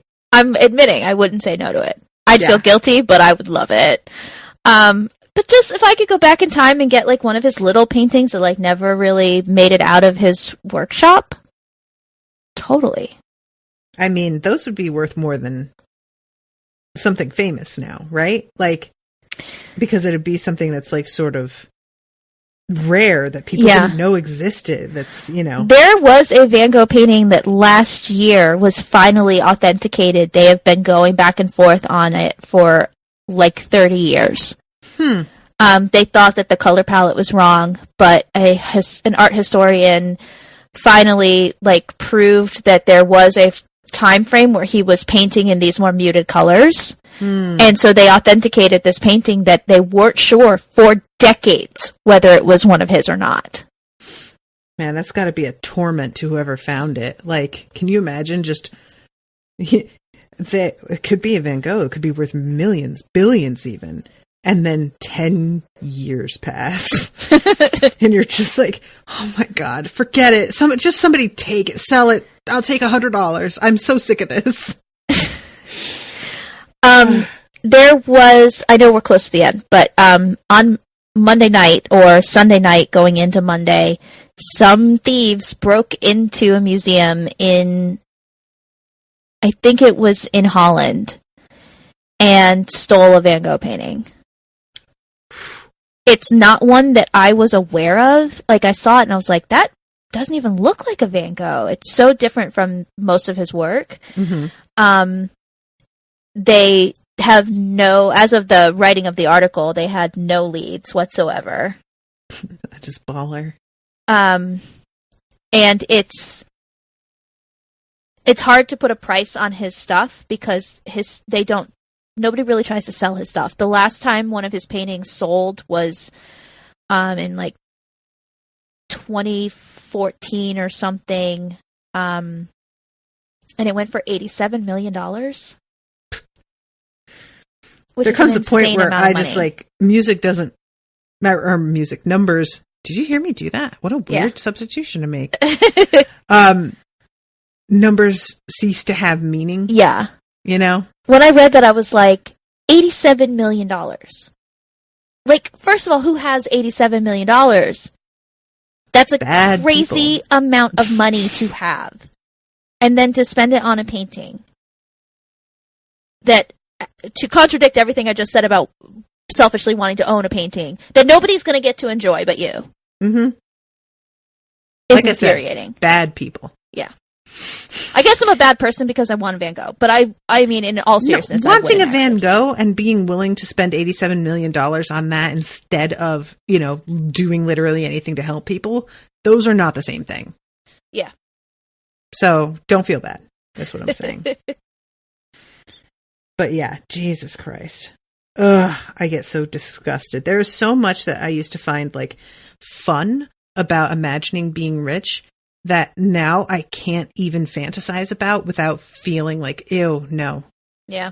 You know, it's not even fun to think about anymore because I just immediately am like, you could have changed so many lives with that. Are you kidding? And immediately just get bumped out of my little fantasy.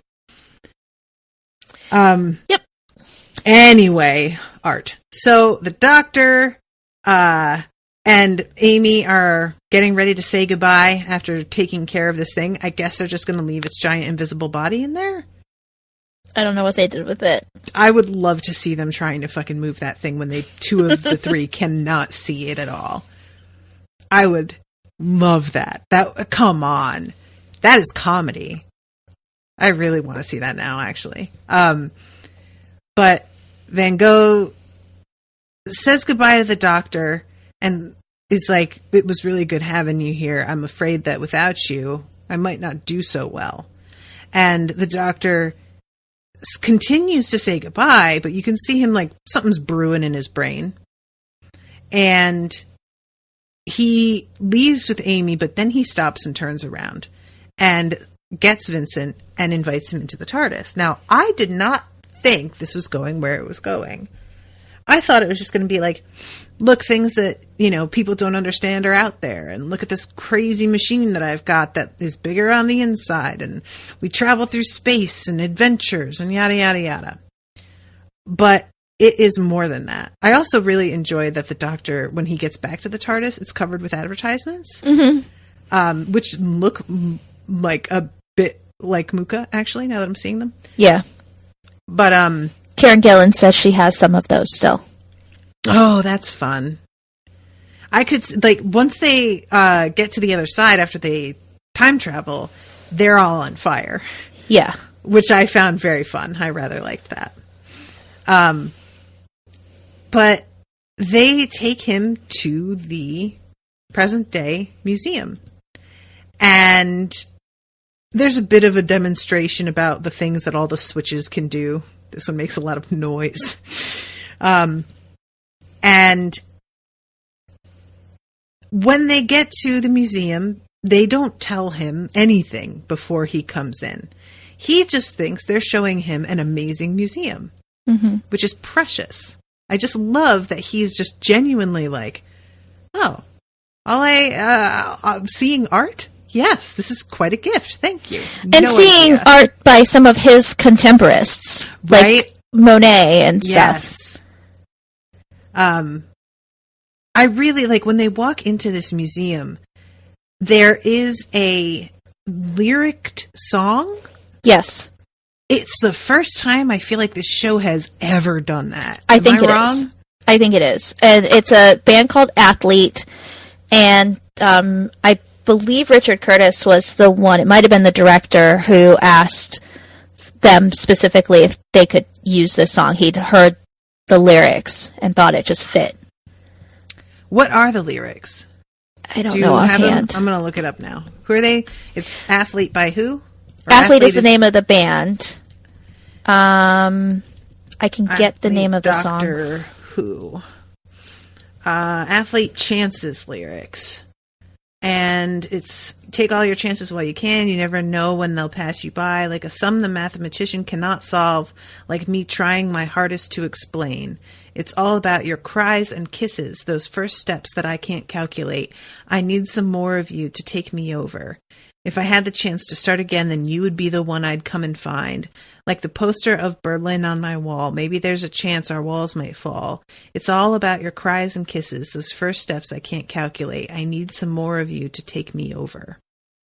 Is that the song? That's what it says, that this is the one that was featured in Doctor Who in the episode Vincent. Huh. I believe that's the one, though. Yeah. So yep, chances. Initially was a bit distracted because it was so noticeable to me having a song with lyrics in this show. It just completely, I was like, what are they doing? What is this? I did not like it. As the scene progresses, that fades way to the background and it didn't bother me anymore. But for a moment, I was just so distracted by it. So they're walking through the museum and they finally come into the Van Gogh room. And it's really cute as he's walking in. He's looking everywhere but at the sign that has his name and face on it. So as he's walking in, there's a clear label being like, hey, you're about to walk into the Van Gogh room, but he completely misses it.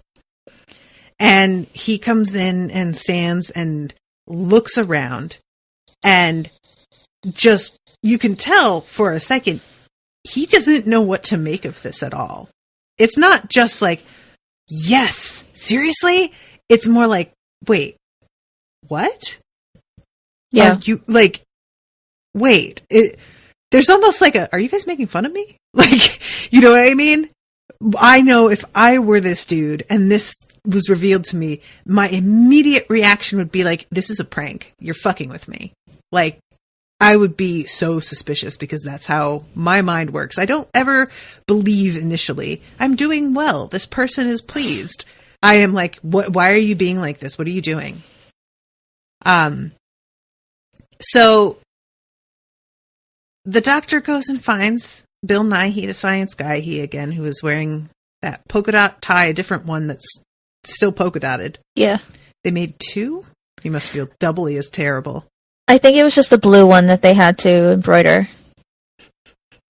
He didn't mention the red one. What? Then why didn't they just use the red one that has polka dots also? What? To show that it's 2 different days. But I mean... I don't know.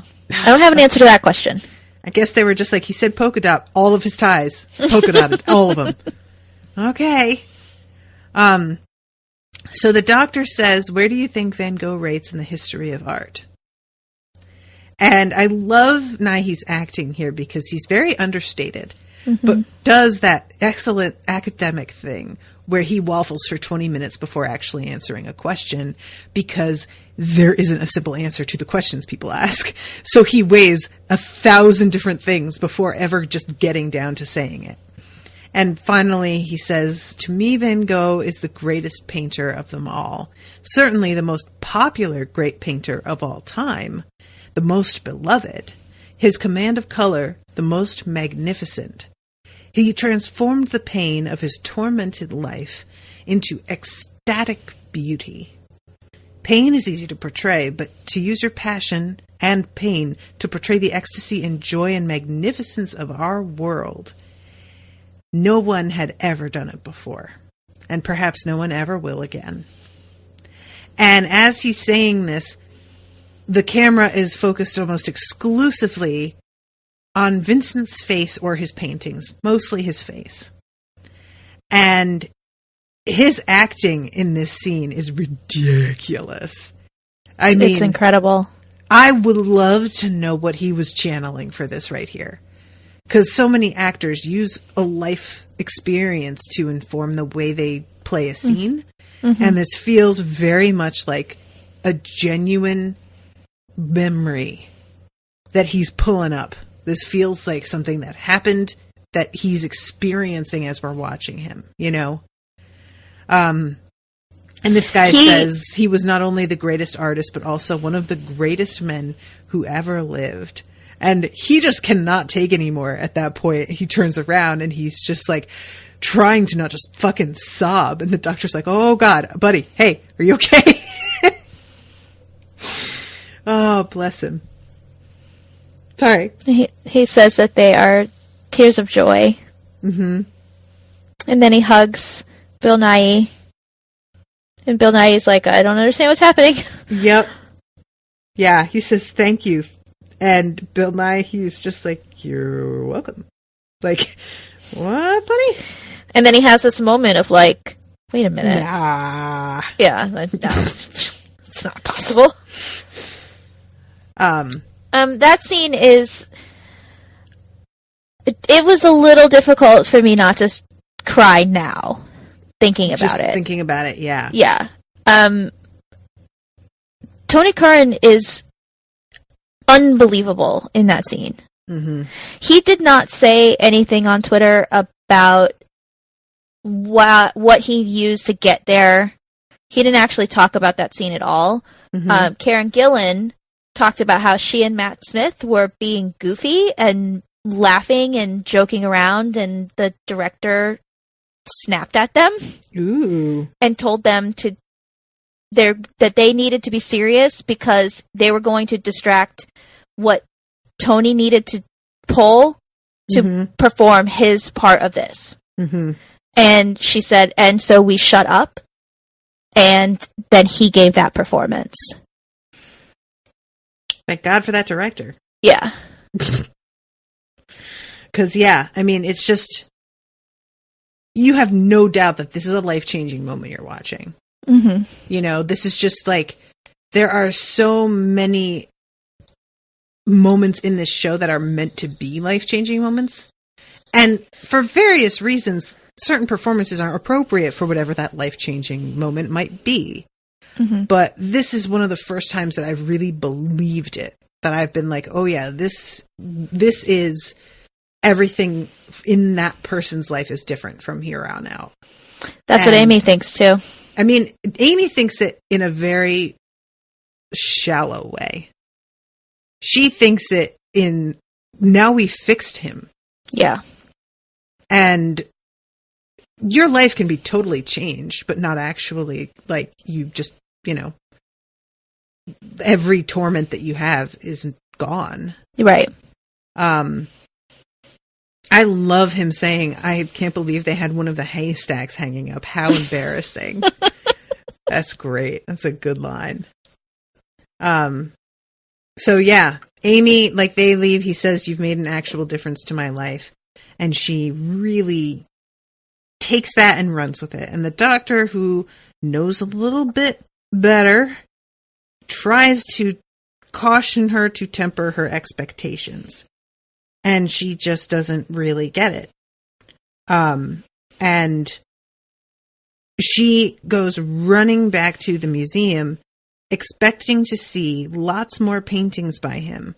And basically proof that he lived longer, that he did not kill himself. And nothing has changed. Nope. And I think that's the hardest thing for people to understand about depression and suicide, is that when people kill themselves, they do it because they genuinely think the world will be better if they're not in it. It's not about, I don't personally have anything to live for necessarily. It's a overall value judgment on themselves as a person. I am a fuck up. I am failing. I am ruining things for other people. I make everything worse. If I weren't here, this would have gone better. That person's life would be better. Everybody would be happier if I just took myself out of the equation. Yeah. And, you know, showing somebody something that, like, affirms that they are, like, wildly talented and destined to be one of the, like, most famous people, that may be intellectually a moment where you reevaluate things. But when you're in the midst of the grips of something like this, you don't see that big picture. You see the people directly around you who you feel you are tormenting by existing, whose lives you think you're making worse. You think about Robin Williams. Mm-hmm. That what we all see is, I don't understand. He was so successful. He was so funny. But to him, it didn't matter because he was getting sicker. And because it came out later that he, I think, had been diagnosed with Parkinson's or something like that. Something like it. I don't think it was, but yeah. It was something like that. And all he could see was that he already felt like he was a burden on his family because of his mental illness. Mm-hmm. And then he was going to become a burden on his family because of this other illness. Mm-hmm. And that they would be better off without him. He was sparing them, right, having to take care of him. But all we saw was how, like, I knew that he struggled with depression, that he'd been open about that. Mm-hmm. And it still shattered me that he killed himself. Because I had those moments of like, but I don't understand, like, how can, he gave so much to the world. His humor was so essential to our world. Like, how did he not see that? And then I had to, like, really take a step back and be like, but he doesn't see it. He didn't see it that way. Mm-hmm. And it wasn't... His work and the world isn't what mattered to him. His family and their immediate reaction to him was what mattered. Yeah. Big picture stuff is the last thing on your mind when you're dealing with something like this. Right. So, and even if it is, you're like, well, I did some good stuff. I guess I'll be happy with that. You know? Right. Which might be something he considered. It might be something Anthony Bourdain considered. before. You know, there are brilliant people that kill themselves because the world is hard. Mm-hmm. And it doesn't matter if you're famous. It doesn't matter if you're talented. If you can't, if you have a brain that stays in those dark places, Mm-hmm. it's hard to see a way out of it. I've never been suicidal. I've been very depressed, but I've never been suicidal. But I've got friends who have been. I've listened to people talk about it, especially after people like Bourdain killed himself or Robin Williams.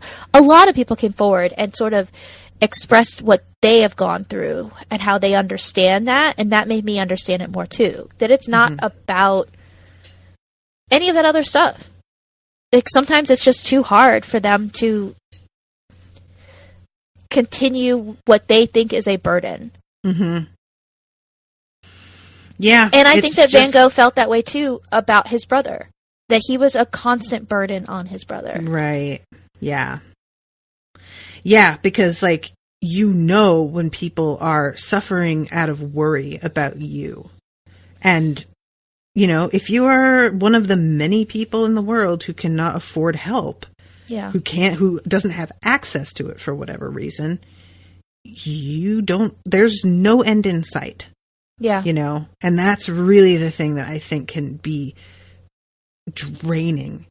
It's really when people think of, like, I'm going to kill myself because I have suddenly snapped. But usually it's because I'm tired. Yeah. I have fought this and fought it and fought it, and I keep thinking I'm going to win, and I just don't. And I keep putting energy into just fucking staying alive. And I'm just tired of it. And I'm tired of putting everybody else through it. I want to get off the ride. And that's how it's seen. A lot of the time, it's not just a sudden moment of, like, something tragic happened and sent me over the edge necessarily, you know? It's often just a particularly bad, draining day that makes you go, I don't want to do this anymore. I'm done. And that's part of why so many people are like, I didn't see it coming. I would have wanted them to reach out for help because it looks like an ordinary bad day. Mm-hmm. It doesn't seem like a major moment because it isn't in the moment. It's just another one of these fucking days. Do you know the band The Gin Blossoms? Mm-hmm. They're from Tempe. And my senior year of high school was when their album really blew up. It's when Hey Jealousy came out. Right after that single started to hit, their original songwriter, lead guitarist, who had already been kicked out of the band, killed himself. My best friend's sister was friends with him, and she was out at a bar the night before he killed himself, and he was there, and she was talking with him, and what she told us was he seemed great. Mm-hmm. Like, he seemed great. He was having a good time. We were all really happy that Doug was doing well. Mm-hmm. And then the next day, we all found out he killed himself. Mm-hmm. No, none of them saw it coming, and they knew what kind of problems he had. Everybody knew he was an alcoholic. He had a lot of depression. Everyone knew. It's why he was kicked out of his band. Mm-hmm. But nobody, even knowing, like, Doug has problems, none of them saw it coming. Yeah. Yeah. I mean, it can be a really, like, I know as somebody who is, like, I say an introverted extrovert. When I'm around people, it will feel like I'm okay. I'll really think I'm okay. And then once I am by myself, it crushes me. It's like an anvil dropping. And like, nobody is more surprised than me. If you had asked me, I'd be like, no, you know what? I think I'm good. I'm fine. I'm going to go home.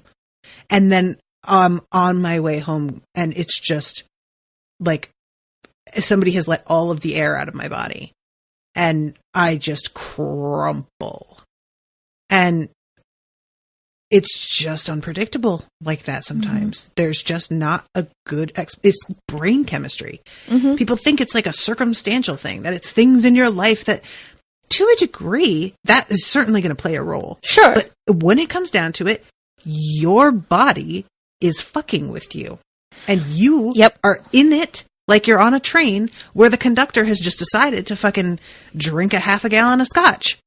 And you just have to sit there and watch your fucking body do this fucking thing and ride it out. Almost every time I've had a panic attack, it seems to come out of nowhere. It'll happen at times where I haven't been feeling anxious. I haven't been feeling sad or depressed. I've been perfectly fine. And usually I'm doing something perfectly normal. One time I was doing the dishes and suddenly I felt like I was going to pass out. And then my whole body, like, I can't even describe it. The other time that was more recently, I was just sitting on the couch having a conversation with my boyfriend. We were watching TV. Everything was great. And I felt like I was having a stroke. All of a sudden, everything started to go black. I literally almost passed out. I've never fainted, so I don't know what that's like. So it was terrifying. If it starts going black, that's almost a faint, yeah. Yeah. Somebody who has passed out, I know. Everything started to go black, and I crumpled on the couch, and then I sat up, and I was like, oh my God, I just almost passed out. And then my head hurt, and I was like, am I having a stroke? And Jason was like, no, you deprived your brain of oxygen. You just almost passed out. What do you need? And I was like, I don't know. Like, it was so scary, and it came out of nowhere. And that's how depression is, too, where you're fine, and all of a sudden you're like, and I'm not. Yep. And there's oftentimes no rhyme or reason about it. It's also why when I start to feel anxious, I'm like, well, why might I be feeling anxious? Let me try to get to the bottom of this, because I don't know why I'm feeling this way. And there's got to be a reason, right? And so I'll try to find, like, what have I been burying that's causing this? Yeah, there are so many times where I have been depressed and I'm so mad because everything is going well. And I just don't understand what my fucking problem is. And it's really hard to keep in mind. It's not my fucking problem. Right. That's not what this is. But it's hard to remind yourself of that when you're in it. Yeah.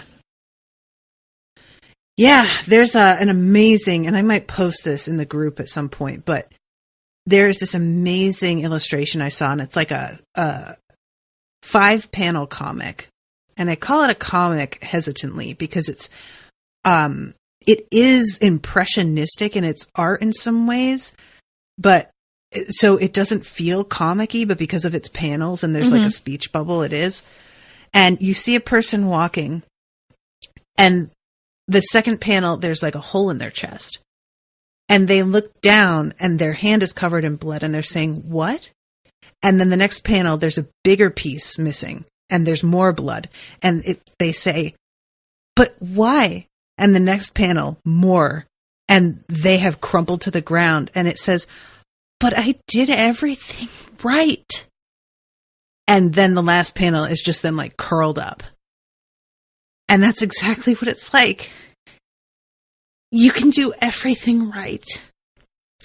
And it just doesn't matter. Because it's not your fault. It's not. But it makes you think it is. Because describing it as a monster is like the most accurate thing. It is not you. It is this other thing in you that tells you stories. Yeah. And if you don't have anybody constantly reminding you, and by anybody, I don't mean somebody external, I also mean you, reminding you, this isn't real. This is some fucked up thing. Don't listen. It will tell you, you are causing this. Yeah. You are the drag. You need to go away. Whenever I have some friends who struggle very, very much with, one of my friends is bipolar. He has a really hard time.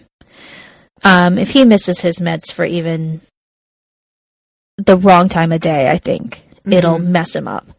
And every time he's gotten really good about going on Facebook and being honest, like, I'm not good right now. Everything's terrible. I'm worthless. And every time I see one of those posts, I'm like, your brain is being a dick. You need to remember that this is not you. This is your brain being a dick. You are great.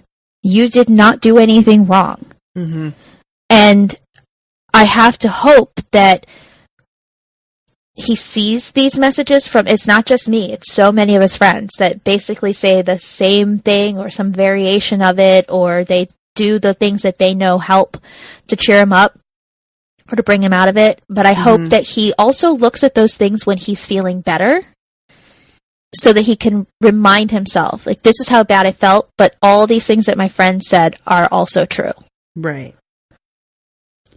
Yeah, I mean, it's just like, it's just such a shame that we know so little about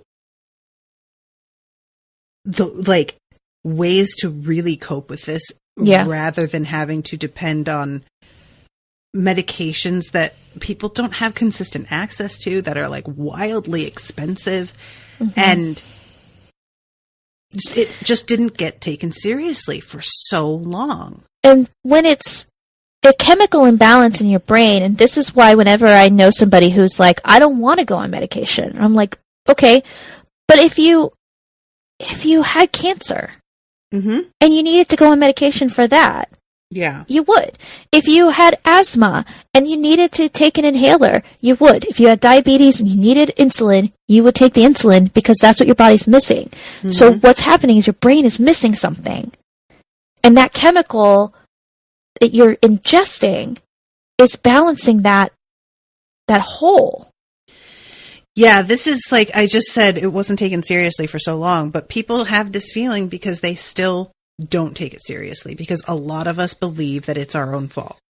And we assume we can fix it if we just tried hard enough. I think it's because we spend so much of our lives not realizing that it's not us. That it's not until we're adults most of the time that we realize, oh, that's why everybody was saying it wasn't my fault. Because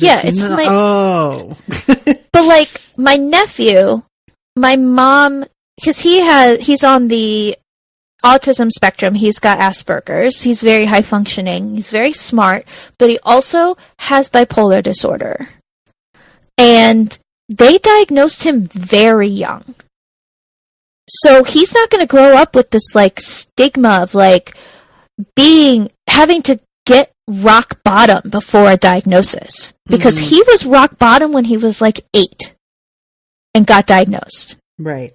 And has been on medication ever since.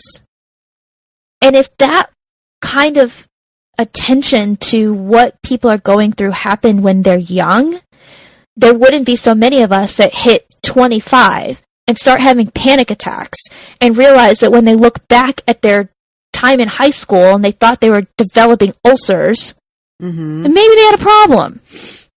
Not talking about me at all. Yeah.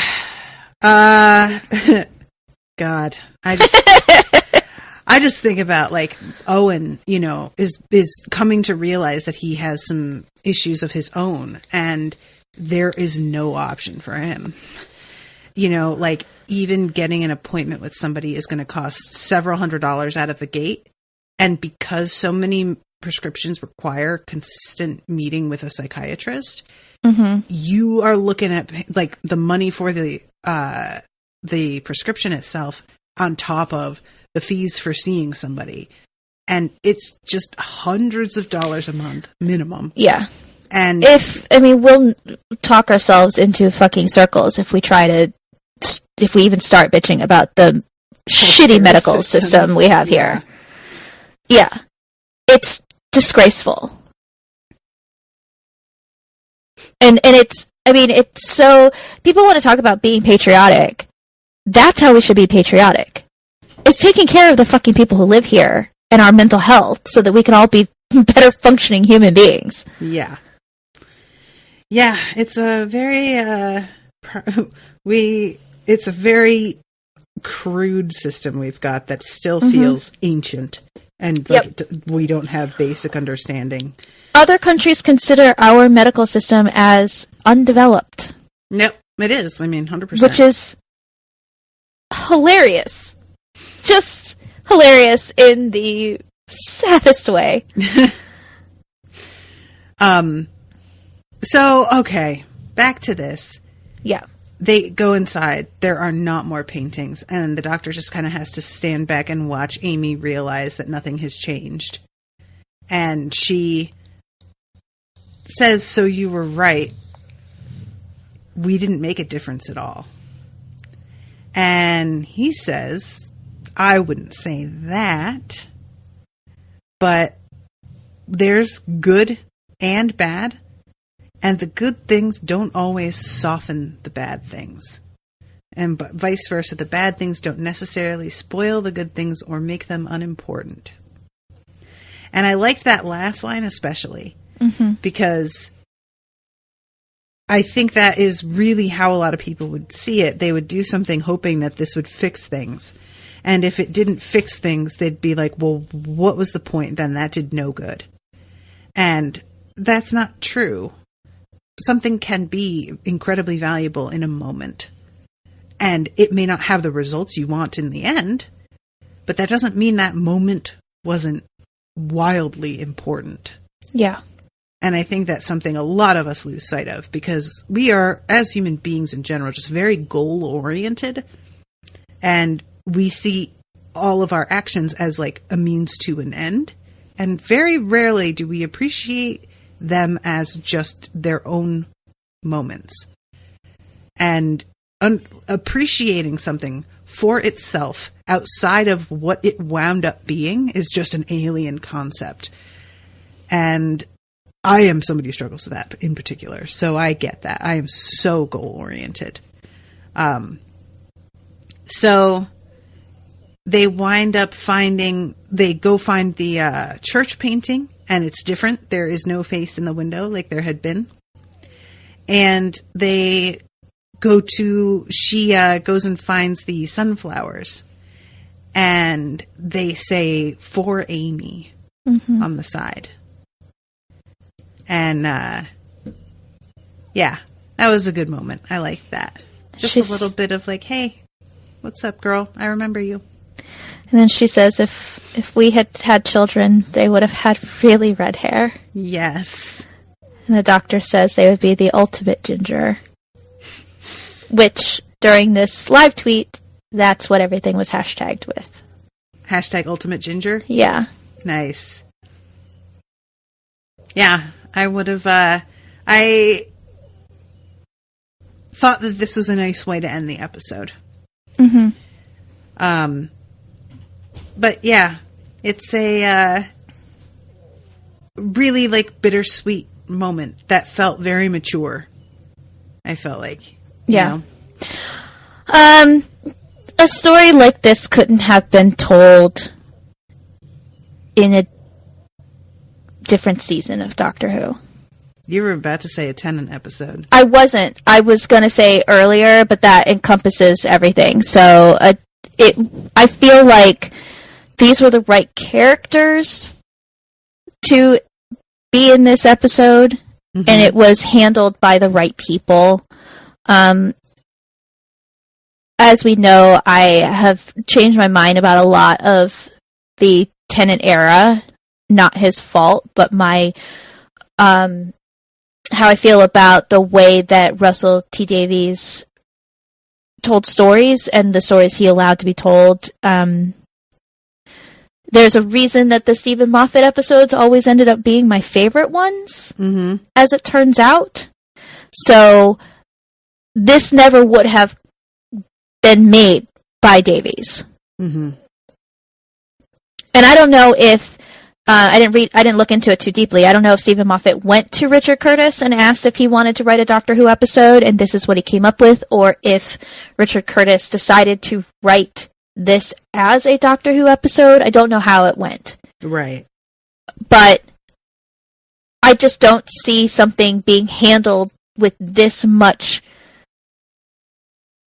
delicacy. Yeah. Yeah. There's no, like, manic, over-the-top stuff. The only thing in here that is like, come now, is the Doctor complaining about how slow time is. Which is in character. So, I don't fully agree with you on the fact that there wasn't any over-the-top stuff. Well, there's the fighting of an invisible chicken. No, I mean in the handling of mental illness. Oh, like, really? I would argue he's talking about color at one point, and he's like getting in the doctor's face and gripping him by the lapels and practically yelling. And the doctor says something like, okay, I think you've had enough coffee. And that feels like them trying to express a manic episode, but being a little bit ham-fisted about it. Okay. Similarly, him curled up in bed, sobbing about them leaving, and then immediately popping up and being like, I'm fine now. That felt like they were trying to show the opposite end of the spectrum. Okay. And it was, but the thing is, like I said, you don't have a lot of time. Yeah. To do this in this episode. So I feel like it was a bit over the top, but I'm not really mad about it because like you can do so much in so much time. It's not the focus of the episode. You know, what can you do? You're in a corner there. So right. And they also didn't try to solve it. Yeah. Which was nice. Mm-hmm. Like, yeah, Amy thinks, okay, we fixed him. And then it turns out we didn't. And that feels true. Mm-hmm. Mm-hmm. So there was no happy ending. It would have been, sure, a great rush of endorphins if they run into that museum and, oh my god, look at all these new paintings! Right. They saved him! But we all know they didn't. Mm-hmm. And so then it would have been true fantasy. Yeah. And I like that they're like, we made a difference, but he still had the issues he had. Mm-hmm. Yeah. You know that I'm pretty sure he shot himself in the Did he? stomach? Oh, come on, guy. Yeah. There were like conspiracy theories that he didn't shoot himself, that everybody just assumed that he did, that somebody shot him and he just never said who. But what I've learned about him, I think he shot himself and he just didn't think it through and ended up being in a lot of pain before he died. Ugh. Which sucks. Yeah. There are a couple of things that they talked about on Twitter that I didn't get a chance to talk about. One is that Karen Gillan started telling a story on Twitter about how Matt Smith and Tony Curran were having a very long, drunken wrestling match after they'd all been out eating pizza and drinking lots of beer. Oh my god. She said it went on for so long that she had a whole conversation with someone else and came back and they were still wrestling. Both Matt and Tony Curran chimed in about this match separately and talked about how drunk they were. And one of them was like, Karen, do you remember how that ended up? And she said it was a sloppy, drunken tie. Matt Smith said they were in character wrestling as the Doctor and Vincent. And he thinks that Karen has it recorded somewhere. He asked her if she would post it, but she has not yet. Oh, man.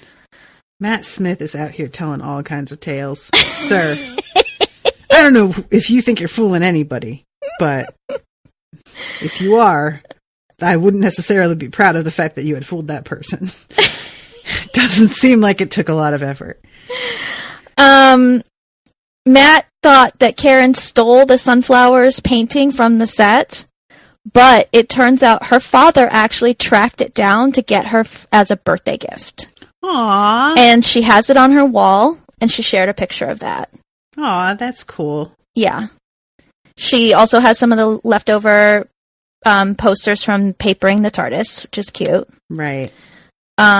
She cried a couple of times while rewatching this episode. One of them she filmed from her camera, not like showing her face, like she showed her feet and then panned her camera over to the laptop she was watching it on, and then you hear her going,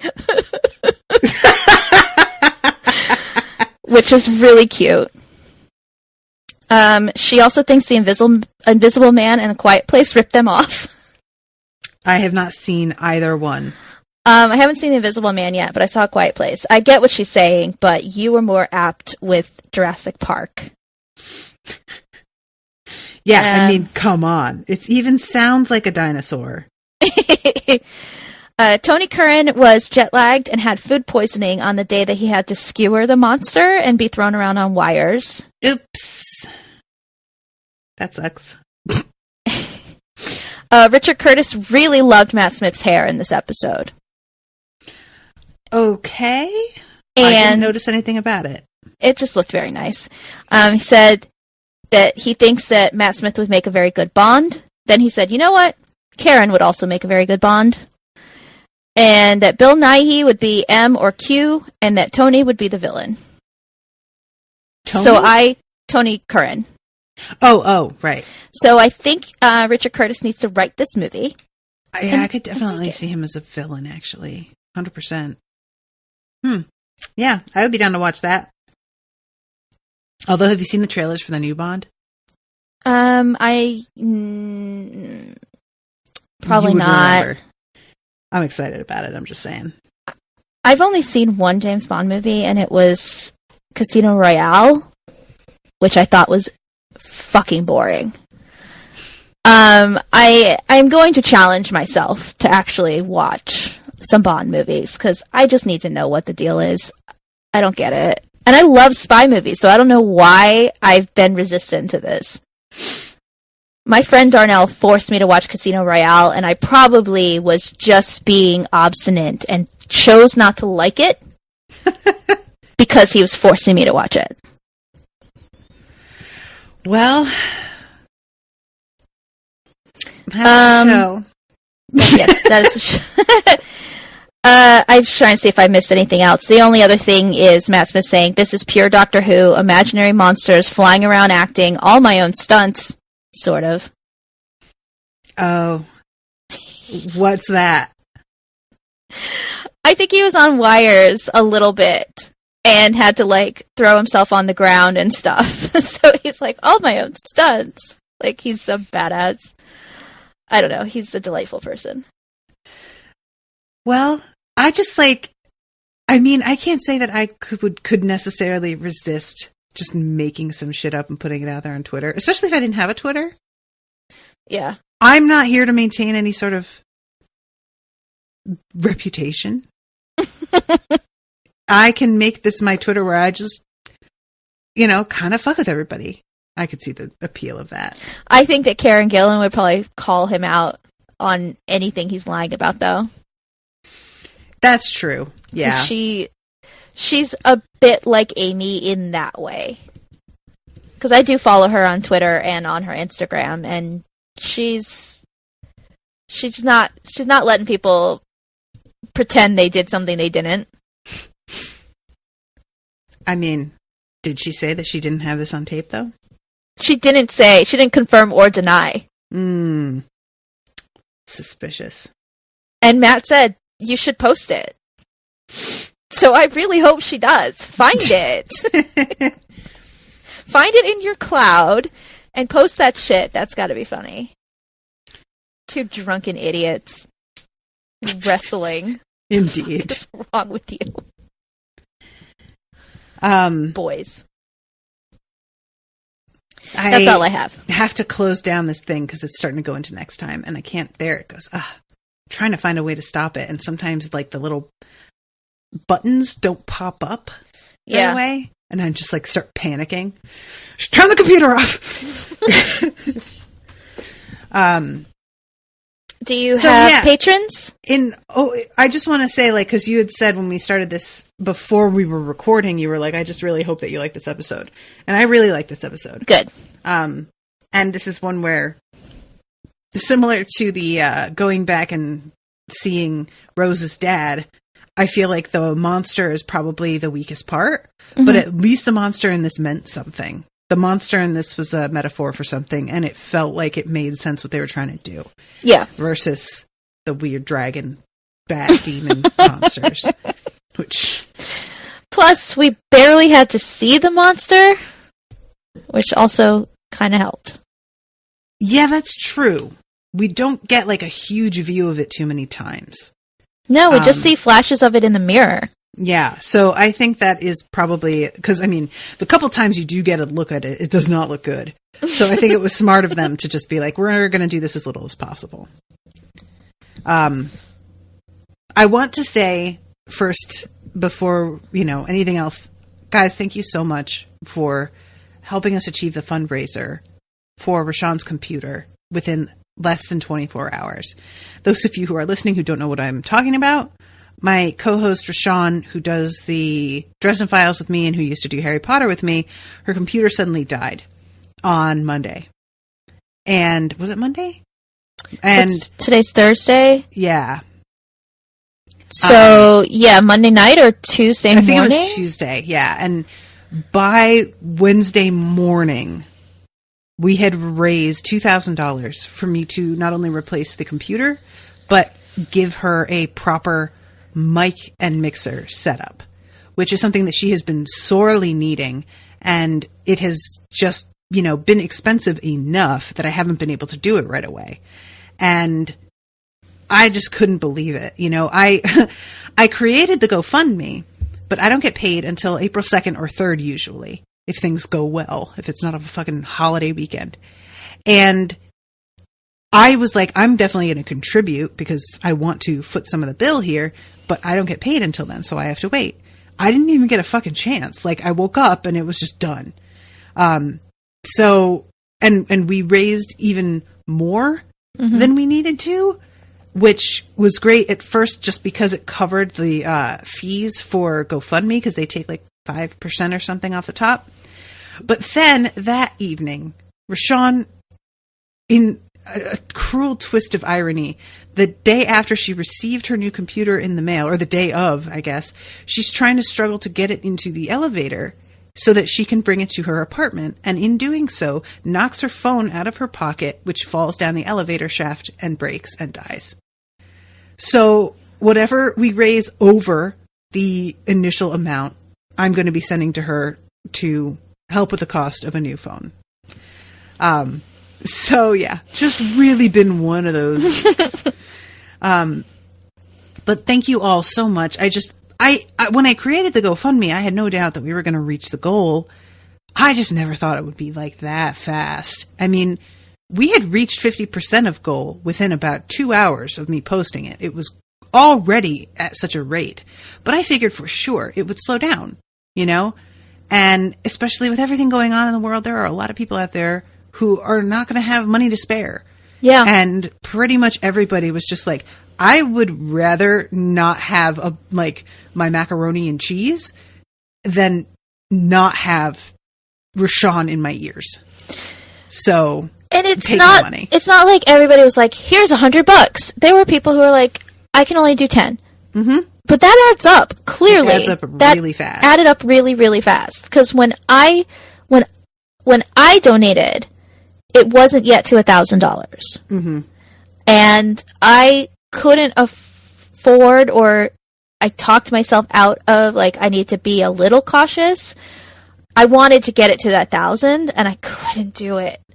So I got $10 from 1,000. And I texted you in the afternoon and was like, hey, it's almost halfway there. And you were like, yeah, it's at 1,200. Yep. It was like an hour later. Yep. And it just kept going so quickly. I mean, everybody who was keeping an eye on it was just blown away at how fast it happened. So a huge thank you. I recognize so often during moments like this that I would love to grow as a show and have more listeners, but I could not ask for a better crew of listeners right now.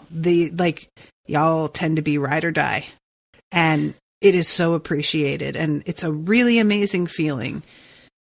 As somebody who was insecure for a long time financially and just in general in the world, having a crew of people you don't even know, who you haven't met, who are going to have your back when shit like this goes left, is a feeling that's just really impossible to put into words. It's humbling. It's hugely humbling. It's just it really, there are so many moments in life where I'm just like, how did I get this lucky? What? So much of the time, because there are, people out there that I can argue are more deserving and do more, or are better people.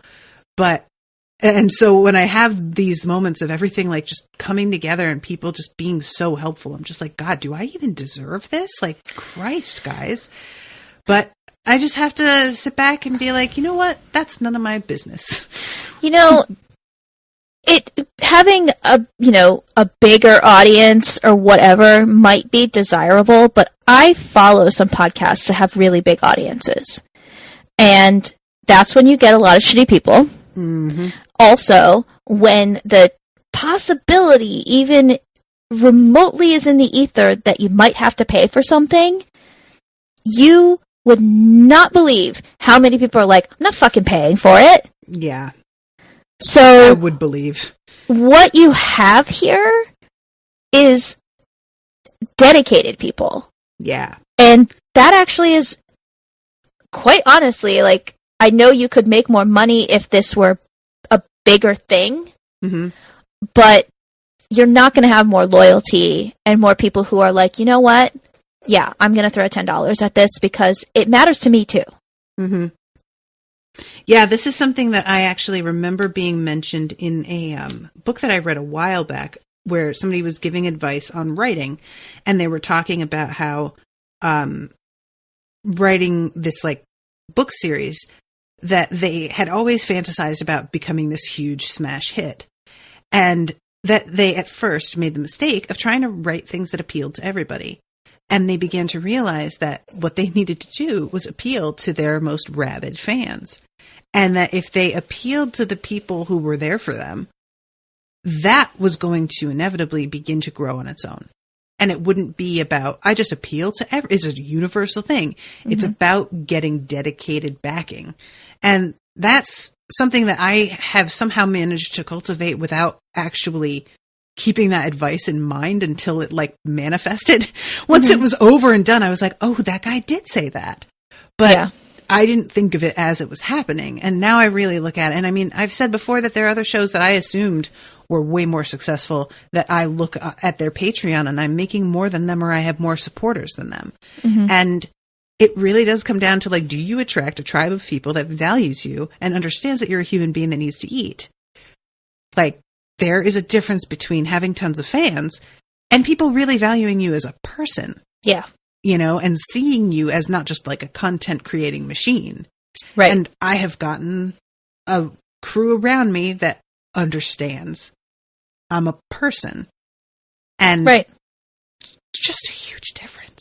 There's a big difference, guys. I'm just saying.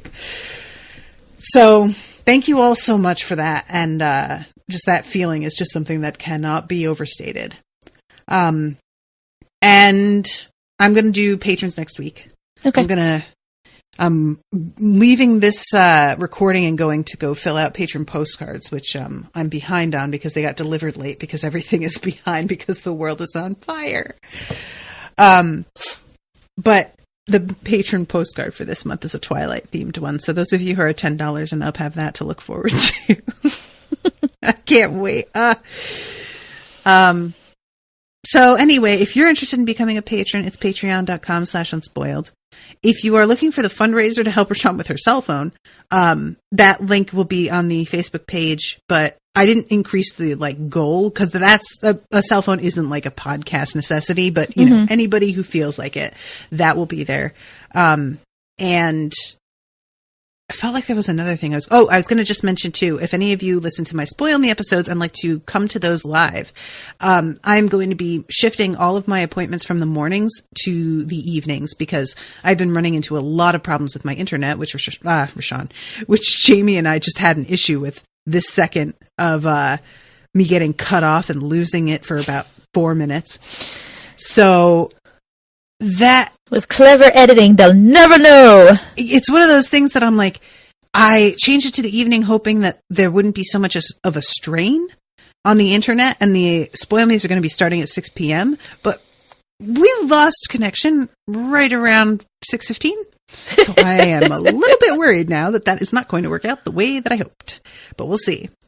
So if you're looking for me and in the mornings and you're just kind of like, what the hell? Is she just not doing Spoil Me episodes anymore? That is why I will be doing them that same day, but in the evening instead from... Which may work out for more people to be able to join in. It might, yeah. And initially, I had it set up in the mornings because I recorded so much at night. But I have a little bit more flexibility now because everybody's working from home. Yep. And or does not have a job at the moment. So I'm able to have recordings happen during the day instead, or on the weekends because I'm not taking their one day off. But I would love to be able to do Spoil Me's permanently at night. I don't think that's going to be something I can do forever. But we'll enjoy it while it lasts. Silver linings, as they say. Mm-hmm. As long as it fucking works. All right. Is there anything else you want to add before we wrap? No, I think that's it. All right, guys. Well, thank you all so much again. We love you. Wash your hands. Yeah. Toodaloo, motherfuckers. Bye.